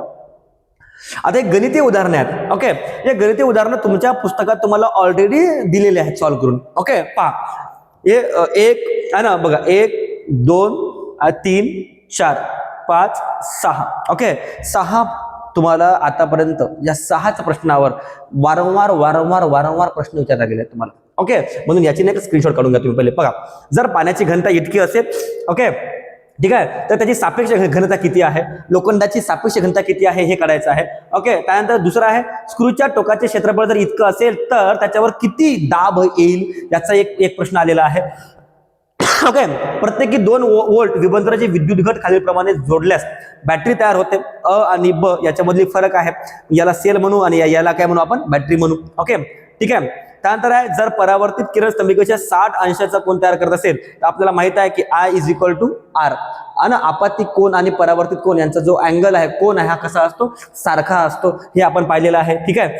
चला त्यानंतर आहे, सपाट आरसा व आपत्ती किरण यामधील कोन 35 आहे, तर परावर्तित कोन व आपतन कोन काढा. तर मला सांगा, आपण आताच पाहिलं हे I = R. सपाट आरसा असल्यावर ते त्याची दिशा जी आहे ती बदलणार आहे का, नाही बदलणार आहे. म्हणजे जो अँगल आहे, जो कोन आहे, तो बदलणार आहे का, नाही. जेवढा कोन जेवढा आपत्ती कोन असेल तेवढंच काय असणार, परावर्तित कोन असणार. ठीक आहे. चला तर दोघेही सारखे आहेत. ठीक आहे, याचा तुम्हाला हमखास प्रश्न विचारतात. ओके, हे बघा, हे प्रश्न आहे. ठीक आहे, तर आपल्याला हे सूत्र वापरून नाही का हे आपल्याला सॉल्व्ह करायचे आहेत. बघा, तुम्हाला हे याचं स्क्रीनशॉट काढा आत्ताच्या आत्ता आणि पहा, हे सूत्र वापरून नाही का आपल्याला हे प्रॉब्लेम सॉल्व्ह करायचे आहेत. आणि तुम्ही कमेंटमध्ये सांगा मला, तुम्ही मला कमेंटमध्ये 6व्या प्रश्नाचं उत्तर, दुसऱ्या प्रश्नाचं उत्तर, 6व्या प्रश्न हा परत आहे. ओके ठीक आहे, 6वा कोणता आहे, स्क्रूवाला 6वा. ठीक आहे, त्यानंतर हा 6वा टेबलवाला 6वा आणि नादकचा नाद काटा. ओके, याचा एक आणि 4था प्रश्न. हे सर्व प्रश्न तुम्ही नाही का मला कमेंटमध्ये यांची उत्तरे सांगा, आत्ताच्या आत्ता सांगा. चालू लाईव्ह लेक्चरमध्ये तुम्ही मला हे सांगा. ओके ठीक आहे, आम्ही तुम्हाला लगेच प्रतिक्रिया देऊ. आम्ही तुम्हाला तुमच्यासाठी परत नवीन व्हिडिओ बनवू. ओके, प्रत्येक प्रश्नांचे, प्रत्येक संशयाचे, ओके तुम्हाला आलेले जे संशय आहेत त्यांचे सुद्धा आम्ही निराकरण करू. ठीक आहे, चला सांगा मला लवकर, स्क्रीनशॉट काढा आणि हे मला सॉल्व्ह करून दाखवा लवकर. चला ओके बघा, 104 हर्ट्ज वारंवारता म्हणजे किती आहे, आपत्तीकरण आणि परावर्तित कोन आहे ना. त्यानंतर 1 नादकाटा 5 सेकंदात. बघा, याचे सर्व प्रश्नांचे हे जे प्रश्न आलेले आहेत, ओके हे 4 प्रश्न, त्यानंतर हा 5वा प्रश्न, हा दुसरा प्रश्न आणि हा 8वा प्रश्न. बघा, यांच्यावर म्हणजे किती प्रश्न झाले, बघा 8 प्रश्न झाले आतापर्यंत विचार झालेले. म्हणजे एवढ्याच उदाहरणावर, एवढ्याच घटकावर किती प्रश्न आहेत, तुम्हाला 8 प्रश्न विचारत आलेले आहेत. ओके, तर या 8ही प्रश्नांची तयारी, ओके 3 मार्कासाठी, दरवर्षी 3 मार्काला हे प्रश्न तुम्हाला याच आधारावर विचारले जातात. ठीक आहे, चला हे सॉल्व्ह करून पाहायचं आहे आपल्याला. ओके ठीक आहे,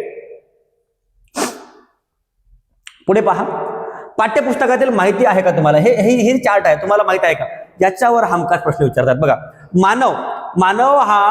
मानवाला कोणते कोणते जे विषाणू आहेत, जीवाणू आहेत, हे घातक आहे. पहा, पोलिओ विषाणू, इन्फ्लुएन्झा विषाणू, HIV विषाणू, ओके एड्स विषाणू इत्यादी. ठीक आहे, गुरांना म्हणजे गायढोरांना कोणता होतो, पिकोरना विषाणू असतो. ओके, त्यांच्यामध्ये पिकोरना विषाणूमुळे त्यांना लिम्फ हा रोग होतो. ओके, वनस्पतीमध्ये काय आहे, टोमॅटो विल्ट विषाणू आहे, तंबाखू मोझाईक विषाणू आहे, ओके TMB विषाणू आहे. आणि जीवाणूचं नाव काय आहे, बॅक्टेरियोफेज. हे विषाणू जीवाणूवर हल्ला करतात. ठीक आहे, ओके म्हणजे तुम्ही व्हायरसची जी ऍडव्हान्स स्टेज आहे त्याला म्हणतो आपण बॅक्टेरियोफेज. ओके, त्यानंतर बघा, तुम्ही ऐकलं असेल, सा रे ग म प ध नि सा, या 7 जे स्वर आहेत, या 7ही स्वरांचे वेगवेगळे, या 7ही स्वरांचे वेगवेगळे कंपन आहेत.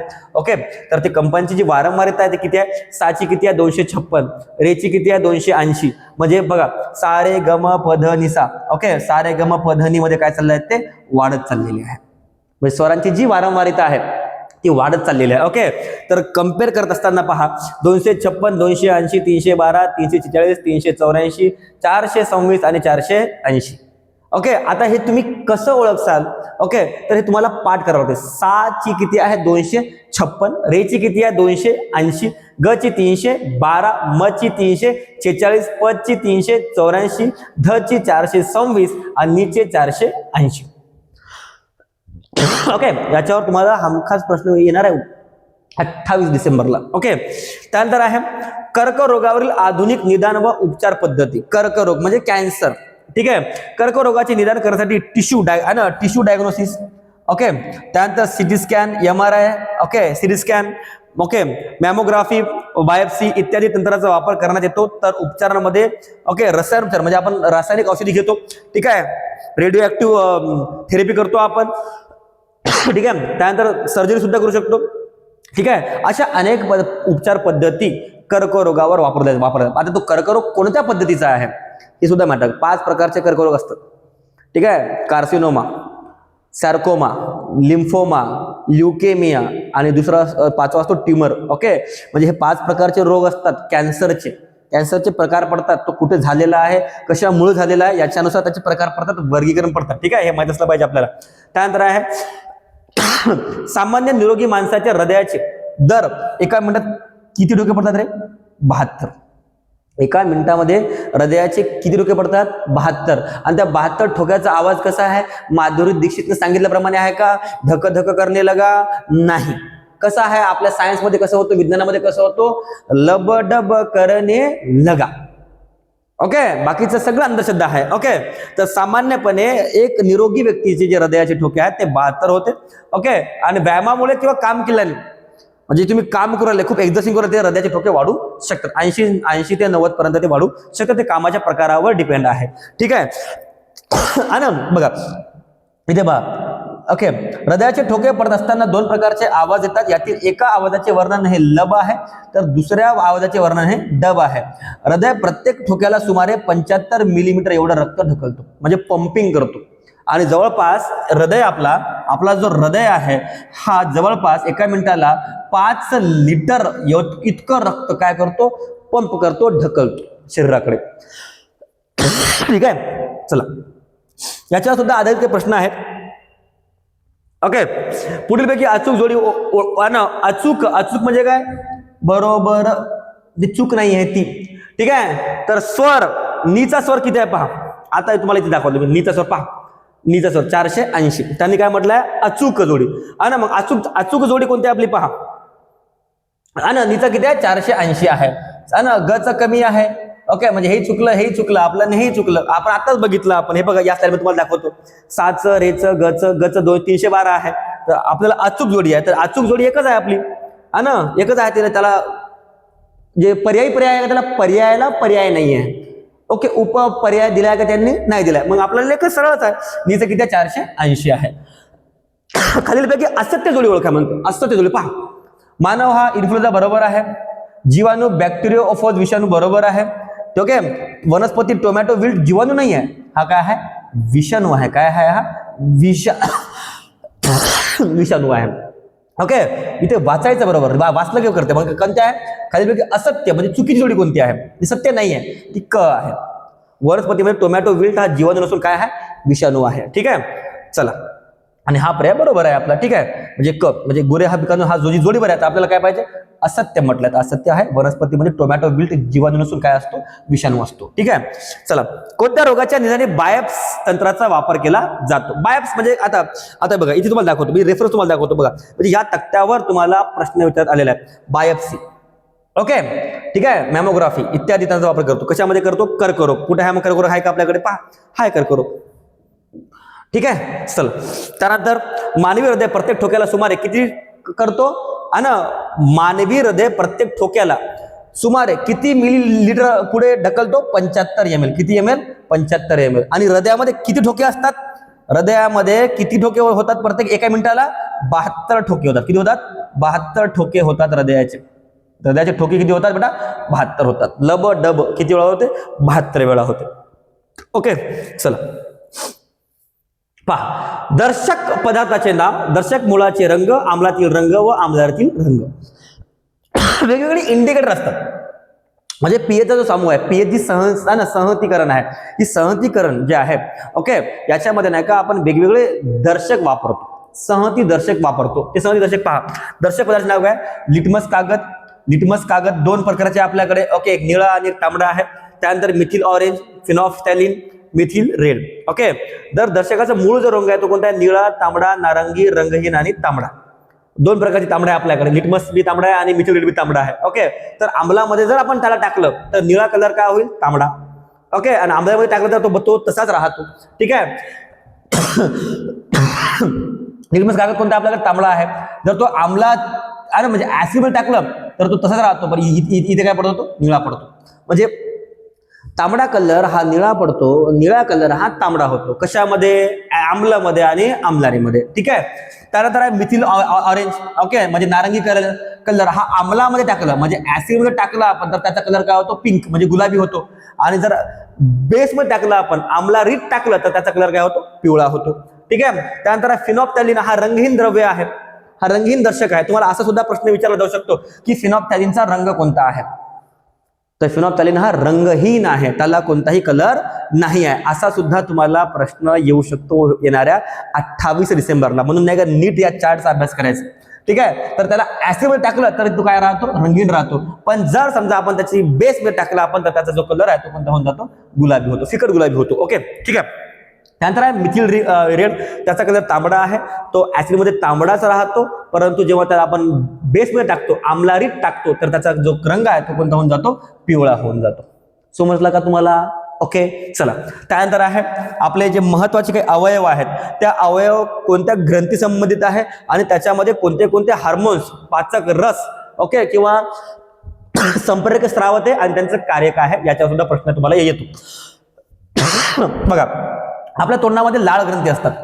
सलायवा, थलायवा तुम्ही ऐकलं असेल ना, थलापर रिजन. हा, तर सलायवरी ग्लँड असतात आपल्या ओरल कॅव्हिटीमध्ये, ते टाळ्यावर, जिभेच्या वरच्या भागाला. ओके, तर त्याच्यामध्ये जो पाचक रस किंवा जो हार्मोन्स असतो कोणता असतो? टायलिन असतो, टायलिन. आणि तो काय करतो? पिष्टमय पदार्थाचे रूपांतर माल्टोज मध्ये करतो. म्हणजे आपण जे कॉम्प्लेक्स पदार्थ खातो त्या कॉम्प्लेक्स पदार्थाचं कन्व्हर्जन कशामध्ये करतात? ते सिंपल मध्ये करतात. ओके, ठीक आहे. चला, त्यानंतर आहे जठर, स्टमक आपला. तर ते काय करतं? जठर स्त्रावतो. तर ते ना, ओके, त्याची जी भित्ती काय आहे ती काय तयार करते? HCl. काय तयार करते? ती HCl. आपल्या अन्नद्रव्य, अन्न जे आपण खातो, ओके, आणि अन्न पदार्थाचा जो सर्वात महत्वाचा घटक आहे, जो पचवण्यासाठी महत्वाचा आहे, जे आपण अन्न पदार्थ खातो त्याचे तुकडे तुकडे करतो, त्याला फर्मंटेट करतो आपल्या शरीरामध्ये. ओके, एका ऍसिडद्वारे. त्या ऍसिडचं नाव काय? हायड्रोक्लोरिक ऍसिड, HCl त्याचं नाव आहे. ओके, HCl आम्ल आहे. तर अन्न आम्लयुक्त करणे. पेप्सिन काय करतो? प्रथिनांचे विघटन करतो. म्युकस काय करते? जठराच्या आतील अस्तरांच्या हायड्रोक्लोरिक आम्लापासून संरक्षण करते. ओके, म्हणजे जे ऍसिड आहे त्याच्यापासून आतमध्ये बचाव करण्यासाठी काय असतं आपल्या शरीरामध्ये? म्युकस असतं, श्लेष्म असतं. ओके, ठीक आहे. यकृत, यकृत म्हणजे तुमची कोण रे? तुमची वाली तिचं नाव आहे लिव्हर आहे ना, तुमची प्रेमिका. तुमच्या शरीराची सर्वात काळजी करणारी जी ग्रंथी आहे ती तुमची लवर नाही आहे, तुमची लिव्हर आहे. तुमचा यकृत हा तुमची सर्वात जास्त काळजी करतो. ओके, ठीक आहे. आणि यकृत पित्तरसाचा स्राव करतो, अन्न आम्लयुक्त तयार करतो, मोठ्या भेदकांचे लहान कणात रूपांतर करून, ओके, त्याचं नाही का पायसीकरण करतो. म्हणजे काय करतो? बघा, लिव्हर जे आहे ना, ज्याला जर काही इजा झाली तर हेपॅटायटिस नावाचा तुम्हाला रोग होतो. हा व्हायरसमुळे सुद्धा होऊ शकतो. ओके, हा काही जीवाणूमुळे सुद्धा होऊ शकतो. म्हणून आपल्या लिव्हरची, आपल्या यकृताची काळजी घेणं अत्यंत गरजेचं आहे. यकृत बिघडला तर तुमची पचनक्रिया आहे ती बिघडते. ठीक आहे. चला, त्यानंतर आहे स्वादुपिंड, याला पॅनक्रियाज म्हणतात. ओके, आणि हे तुम्हाला माहिती आहे. ओके, स्वादुरस, ट्रिप्सिन, लायपेज आणि अमायलेज. ठीक आहे. आणि हा काय करतो? प्रथिनांचे रूपांतर अमायनो आम्लात करणे, मेदांचे रूपांतर मेदाम्ल व ग्लिसरॉलमध्ये करणे, पिष्टमय पदार्थाचे रूपांतर शर्करेत करणे. ओके, म्हणजे जे कॉम्प्लेक्स पदार्थ आहे त्या कॉम्प्लेक्स पदार्थाला अजून काय करायचं? सिंपल करायचं. Complex to simple, complex to simple. ठीक आहे, हे लक्षात ठेवायचं. त्यानंतर लहान आतडे, आंतररस्त स्त्राव आणि प्रथिनांचे अमायनो आम्लात रूपांतर करणे हे त्यांचं मुख्य काम आहे. ठीक आहे. पिष्टमय पदार्थाचे ग्लुकोजमध्ये रूपांतर करणे त्यांचं काम आहे आणि मेदाचे मेदाम्लात व ग्लिसरॉलमध्ये रूपांतर करणे सुद्धा त्यांचं काम आहे. ठीक आहे. म्हणजे आपल्याला हे माहित असलं पाहिजे की आपल्या शरीरामधले जे काही मुख्य अवयव आहेत त्यांच्या अवयवासंबंधी कोणत्या ग्रंथी आहेत. तुम्हाला लावालुवी, जोड्या जुळवा असं सुद्धा तुम्हाला प्रश्न विचारतात की तोंडामध्ये कोणत्या ग्रंथी असतात? लाळ ग्रंथी असतात. ओके, ठीक आहे. चला, पुढचं याच्यावर आधारित प्रश्न पहा. आता काही सजीव आहेत आणि त्यांचे वैज्ञानिक नाव काय आहे? आपण कार्ल लिनियस बद्दल बोललो होतो, त्यांनी द्विनाम ही पद्धती ओळख करून दिली होती. त्या द्विनाम पद्धतीमध्ये कुत्र्याचं नाव जे आहे ते काय आहे? कॅनिस फॅमिलिअरिस. ओके, ठीक आहे. डॉग आहे ना, डॉग, तुमच्या घरचा पप्पी कुत्रा ऐक ना, त्याचं जे नाव आहे सायंटिफिक ते काय, कॅनिस फॅमिलिस. ओके, जी गाय आहे आपली है ना, आपली जी गो माता आहे, गो माता मुझे कुछ नहीं आता, कुछ नहीं आता तो क्या करू, जॉईन करू कल्पतरू, ऐक नाही. गायचं नाव काय, बोस टॉरस. ठीक आहे ना, गायचं जे सायंटिफिक नाव आहे काय बरं, बोस टॉरस नाव आहे त्याचं. जे जास्वंद फूल आहे त्याचं आहे हिबिस्कस रोजा सायनेसिस, आणि जे ज्वार आहे त्याचं नाव आहे सॉर्गम व्हेल्गर. ओके, ठीक आहे, सॉर्गम व्हेल्गर त्याचं नाव आहे. ओके, गहूचं बी आहे ट्रिटिकम आहे ना, ट्रिटिकम. ठीक आहे, वटाणा आहे पायझम सटायबम. लिंबाचा आहे आझारडिटिका इंडिका. म्हणजे तुम्हाला या चारच वर जास्तीत जास्त प्रश्न विचारण्यात आलेले आहेत. ठीक आहे, तर याच्यावर आधारित प्रश्न पहा पुढे काय आहे बघा. त्यानंतर आहे तक्ते व सारणीवर आधारित प्रश्न. ठीक आहे, सल्फर डायऑक्साईड कारखाने ज्या ठिकाणी कोळसा व खनिज तेलांचा आपण वापर करतो त्या ठिकाणी याचा स्रोत आहे. हवा प्रदूषणाचा हा मुख्य घटक आहे. डोळ्यांचा दाह, श्वसन मार्गाचा दाह, अतिरिक्त कफ निर्मिती आणि खोकला, दम लागणे. ओके, सल्फर डायऑक्साईडमुळे नाही का श्वसन अभिक्रिया, तुमच्या श्वसन अभिक्रियामध्ये अडथळा निर्माण होतो. ओके, आणि हा अडथळा जास्त वेळापर्यंत जर असला तर निमोनिया होऊ शकतो. आणि निमोनिया जास्त वेळापर्यंत जर असला तर त्याचं रूपांतर भलं मोठं एक बॅक्टेरिया जीवाणू तुमच्यावर हल्ला करू शकतो. त्याचं नाव आहे ट्युबरक्युलोसिस. मग याच्यामध्ये तुम्हाला टीबी सुद्धा होऊ शकतो. ओके, चला त्यानंतर आहे कार्बन मोनॉक्साईड. ओके, स्रोत काय आहे, वाहन आणि कारखान्याचा धूर. कार्बन मोनॉक्साईड आहे ना, कार्बन मोनॉक्साईड हा केव्हा स्त्रावतो ते लक्ष द्या पहा. केव्हा त्याचा जो येतो हा अर्धवट, एखादी वस्तू अर्धवट जर जळत असेल ना, अर्धवट एखादा लाकूड आहे, एखादा कोळसा आहे, तो अर्धवट जर जळत असेल, ठीक आहे, तर त्याच्यामधून जो वायू निघतो तो कोणता आहे, कार्बन मोनॉक्साईड आहे. वाहन आणि कारखान्याचा धूर, रक्ताच्या ऑक्सिजन धारणा क्षमतेत वाढ किंवा घट होते. काय होते, घट म्हणजे तुमच्या नाकातून गेलं तर आपल्या रक्तामध्ये काय आहे, हिमोग्लोबिन आहे. ओके, तर हा हिमोग्लोबिन काय करतो, वहन करतो. कोणाचं, ऑक्सिजन आहे या वायूचं वहन करतो. मग त्याचा जो प्रमाण आहे तो कमी करून टाकतो. कोण, कार्बन मोनॉक्साईड. ठीक आहे, म्हणून कार्बन मोनॉक्साईड हा घेण्यासंबंध श्वासामध्ये आलं आपलं तर आपल्याला मळमळ व्हायला लागते. ठीक आहे, चला त्यानंतर आहे नायट्रोजनची ऑक्साईड आहे. वाहनांचा धूरमधून ते निघते. फुफ्फुसे व श्वसन मार्गाचा दाह होतो, म्हणजे सत्यानाश होतो सगळं, आहे की नाही. त्यानंतर आहे हवेत मिसळलेले कनरूप पदार्थ. उद्योग व वाहनांचा धूर, श्वसन रोग होतात इथे. ठीक आहे, धुळामुळे बघा, धूळ इथे सिलिकॉन डस्ट आहे, SiO2 ही सिलिकॉन डस्ट आहे. ही मोठ्या मोठ्या कारखान्यांमध्ये मधून बाहेर पडत असते. ओके, जिथे मायनिंग होत असते जमिनीच्या म्हणजे खूप खोलमध्ये, तर तिथे नाही का सिलिकॉन धूळ तयार होते. उद्योग व वाहनांचा धूर यामधून ती निघते आणि सिलिकॉसिस व्याधी होते. ठीक आहे, त्यानंतर कीटनाशके. कीटनाशकांच्या निर्मितीचा वापर जर केला आपण तर मनोदौर्बल्य वाढते आणि दीर्घ श्वसनामुळे तुमचा मृत्यू सुद्धा होऊ शकतो. हा एक प्रकारचा तुम्हाला पॉइझनिंग होऊन जाते.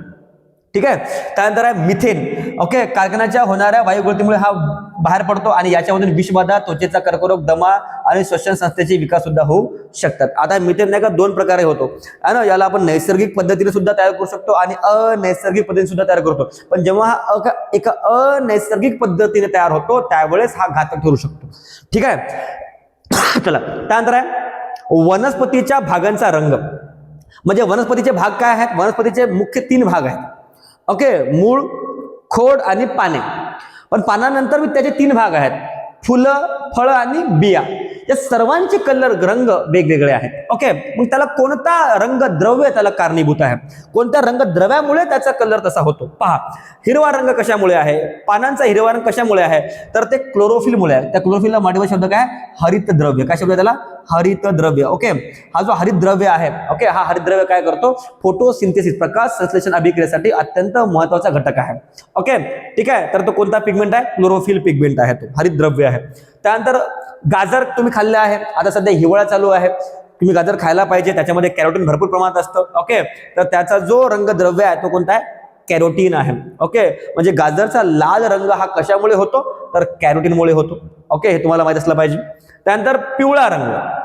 ओके, तुम्ही पाहिलं असेल फळ पिकलेलं आहे, झाडाची पानं नाही का पिवळी झालेली आहे, तर त्याच्यामध्ये जो रंगद्रव्य जमा होतो, ऍड होतो, तो कोणता आहे, झॅन्थोफिल. काय नाव आहे त्याचं, झॅन्थोफिल नाव आहे त्याचं. ओके, जांभळा किंवा निळा रंग होतो. ओके, काही काही पदार्थ आहे, काही काही फ्रूट आहे, ओके, त्यांचा जो रंग आहे तो कोणता होतो, जांभळा किंवा निळा होतो. ओके, जांभूळ खाल्लं ना आपण, तर जांभूळामध्ये ओके काय आहे, अँथोसायनिन. काय, कोणता पिगमेंट आहे, अँथोसायनिन पिगमेंट आहे. हा अँथोसायनिन पिगमेंट खूप चांगला आहे आपल्या शरीरासाठी, पण तो नॅचरली असला पाहिजे, नैसर्गिक असला पाहिजे. ठीक आहे, पचन अभिक्रियेमध्ये खूप महत्त्वाचा ठरतो तो. त्यानंतर गडद गुलबक्षी, ओके, म्हणजे बीट, म्हणजे एकदम पिंक कलरचा, गुलाबी कलरचा, ओके, तर ते त्याच्यामध्ये काय राहतं, बिटालिन्स राहतं. काय राहतं, बिटालिन्स राहतं. ठीक आहे, म्हणजे वेगवेगळे आहे. जसं की स्किन आहे आपलं जे स्किन आहे, मेलिया, लक्ष दे इकडे, आहे ना, मेलिया आहे ना, मेलॅनिन पिगमेंट. कोणता पिगमेंट, मेलॅनिन नावाचा पिगमेंट आहे. हा आपल्या नाही का जी त्वचा आहे, त्वचेवरील जे रंग आहे, त्वचेवरील जे रंग आहे, हा त्वचेवरील जो रंग आहे हा गाढा होत जातो. कोणामुळे, मेलॅनिन द्रव्यामुळे, आहे ना, त्वचेवरील रंग हा कोणामुळे होतो, मेलॅनिनमुळे होतो. ठीक आहे, तर माहित असलं पाहिजे तुम्हाला. ठीक आहे, चला. त्यानंतर आहे थर्मोसेटिंग प्लास्टिक. ओके, तर हे थर्मोसेटिंग प्लास्टिकचे 4 कॅटेगरी इथे तुम्हाला दिलेले आहेत. ओके, बॅकलाइट, मेलामाइन, ओके, युरेथिन आणि पॉलिएस्टर. तर आता पहा बॅकलाइट पासून काय काय बनतं पहा. रेडिओ बनतं, रेडिओ बंधनामध्ये, टीव्हीमध्ये, टेलिफोन यांचे कॅबिनेट, इलेक्ट्रिकल स्विच, खेळणी, गृहउपयोगी वस्तू आणि कुकरचे हँडल. कुकरच्या हँडलवर प्रश्न येतात रे बाबा, कुकरचा हँडल. ओके, तो थर्मोसेटिंग प्लास्टिक आहे. ठीक आहे. त्यानंतर मेलामाइन पहा ना, मेलामाइन या प्लास्टिकच्या कॅटेगरीमधून काय काय बनतात पहा. कप बशा बनतात, प्लेट बनतात, ओके, गृहउपयोगी वस्तू बनते, विमानाच्या इंजिनचे काही भाग बनतात. ठीक आहे, विद्युत व रोधक व ध्वनिरोधक आवरणे तयार केली जाते. ठीक आहे. त्यानंतर पॉलियुरेथन, याच्यामध्ये सबबोट, छोट्या बोटी, फर्निचर, वाहनांचे सीट्स इत्यादी. हे थोडे हलके आहे ना, पॉलियुरेथिन आहे ना, हा थोडा हलका प्लास्टिक असतो, दिसायला भला मोठा असतो पण थोडा वजनाने कमी असतो. ठीक आहे. त्यानंतर पॉलिइस्टर, हा त्याच्यापेक्षा वजनाने कमी असतो. तंतू काच बनवण्यासाठी वापर, लेझर प्रिंटरमध्ये टोनर्स म्हणून याचा वापर होतो आणि कापड उद्योगामध्ये याचा सर्वात मोठा उपयोग आहे. कशाचा, पॉलिइस्टरचा. ओके, ठीक आहे. तर हे प्लास्टिकचे काही उदाहरण आहेत तुम्हाला, याच्यावर सुद्धा या चार्टवर सुद्धा प्रश्न आलेले आहेत आणि आपण हे सर्व पुस्तकातून घेतले आहे तुमच्या.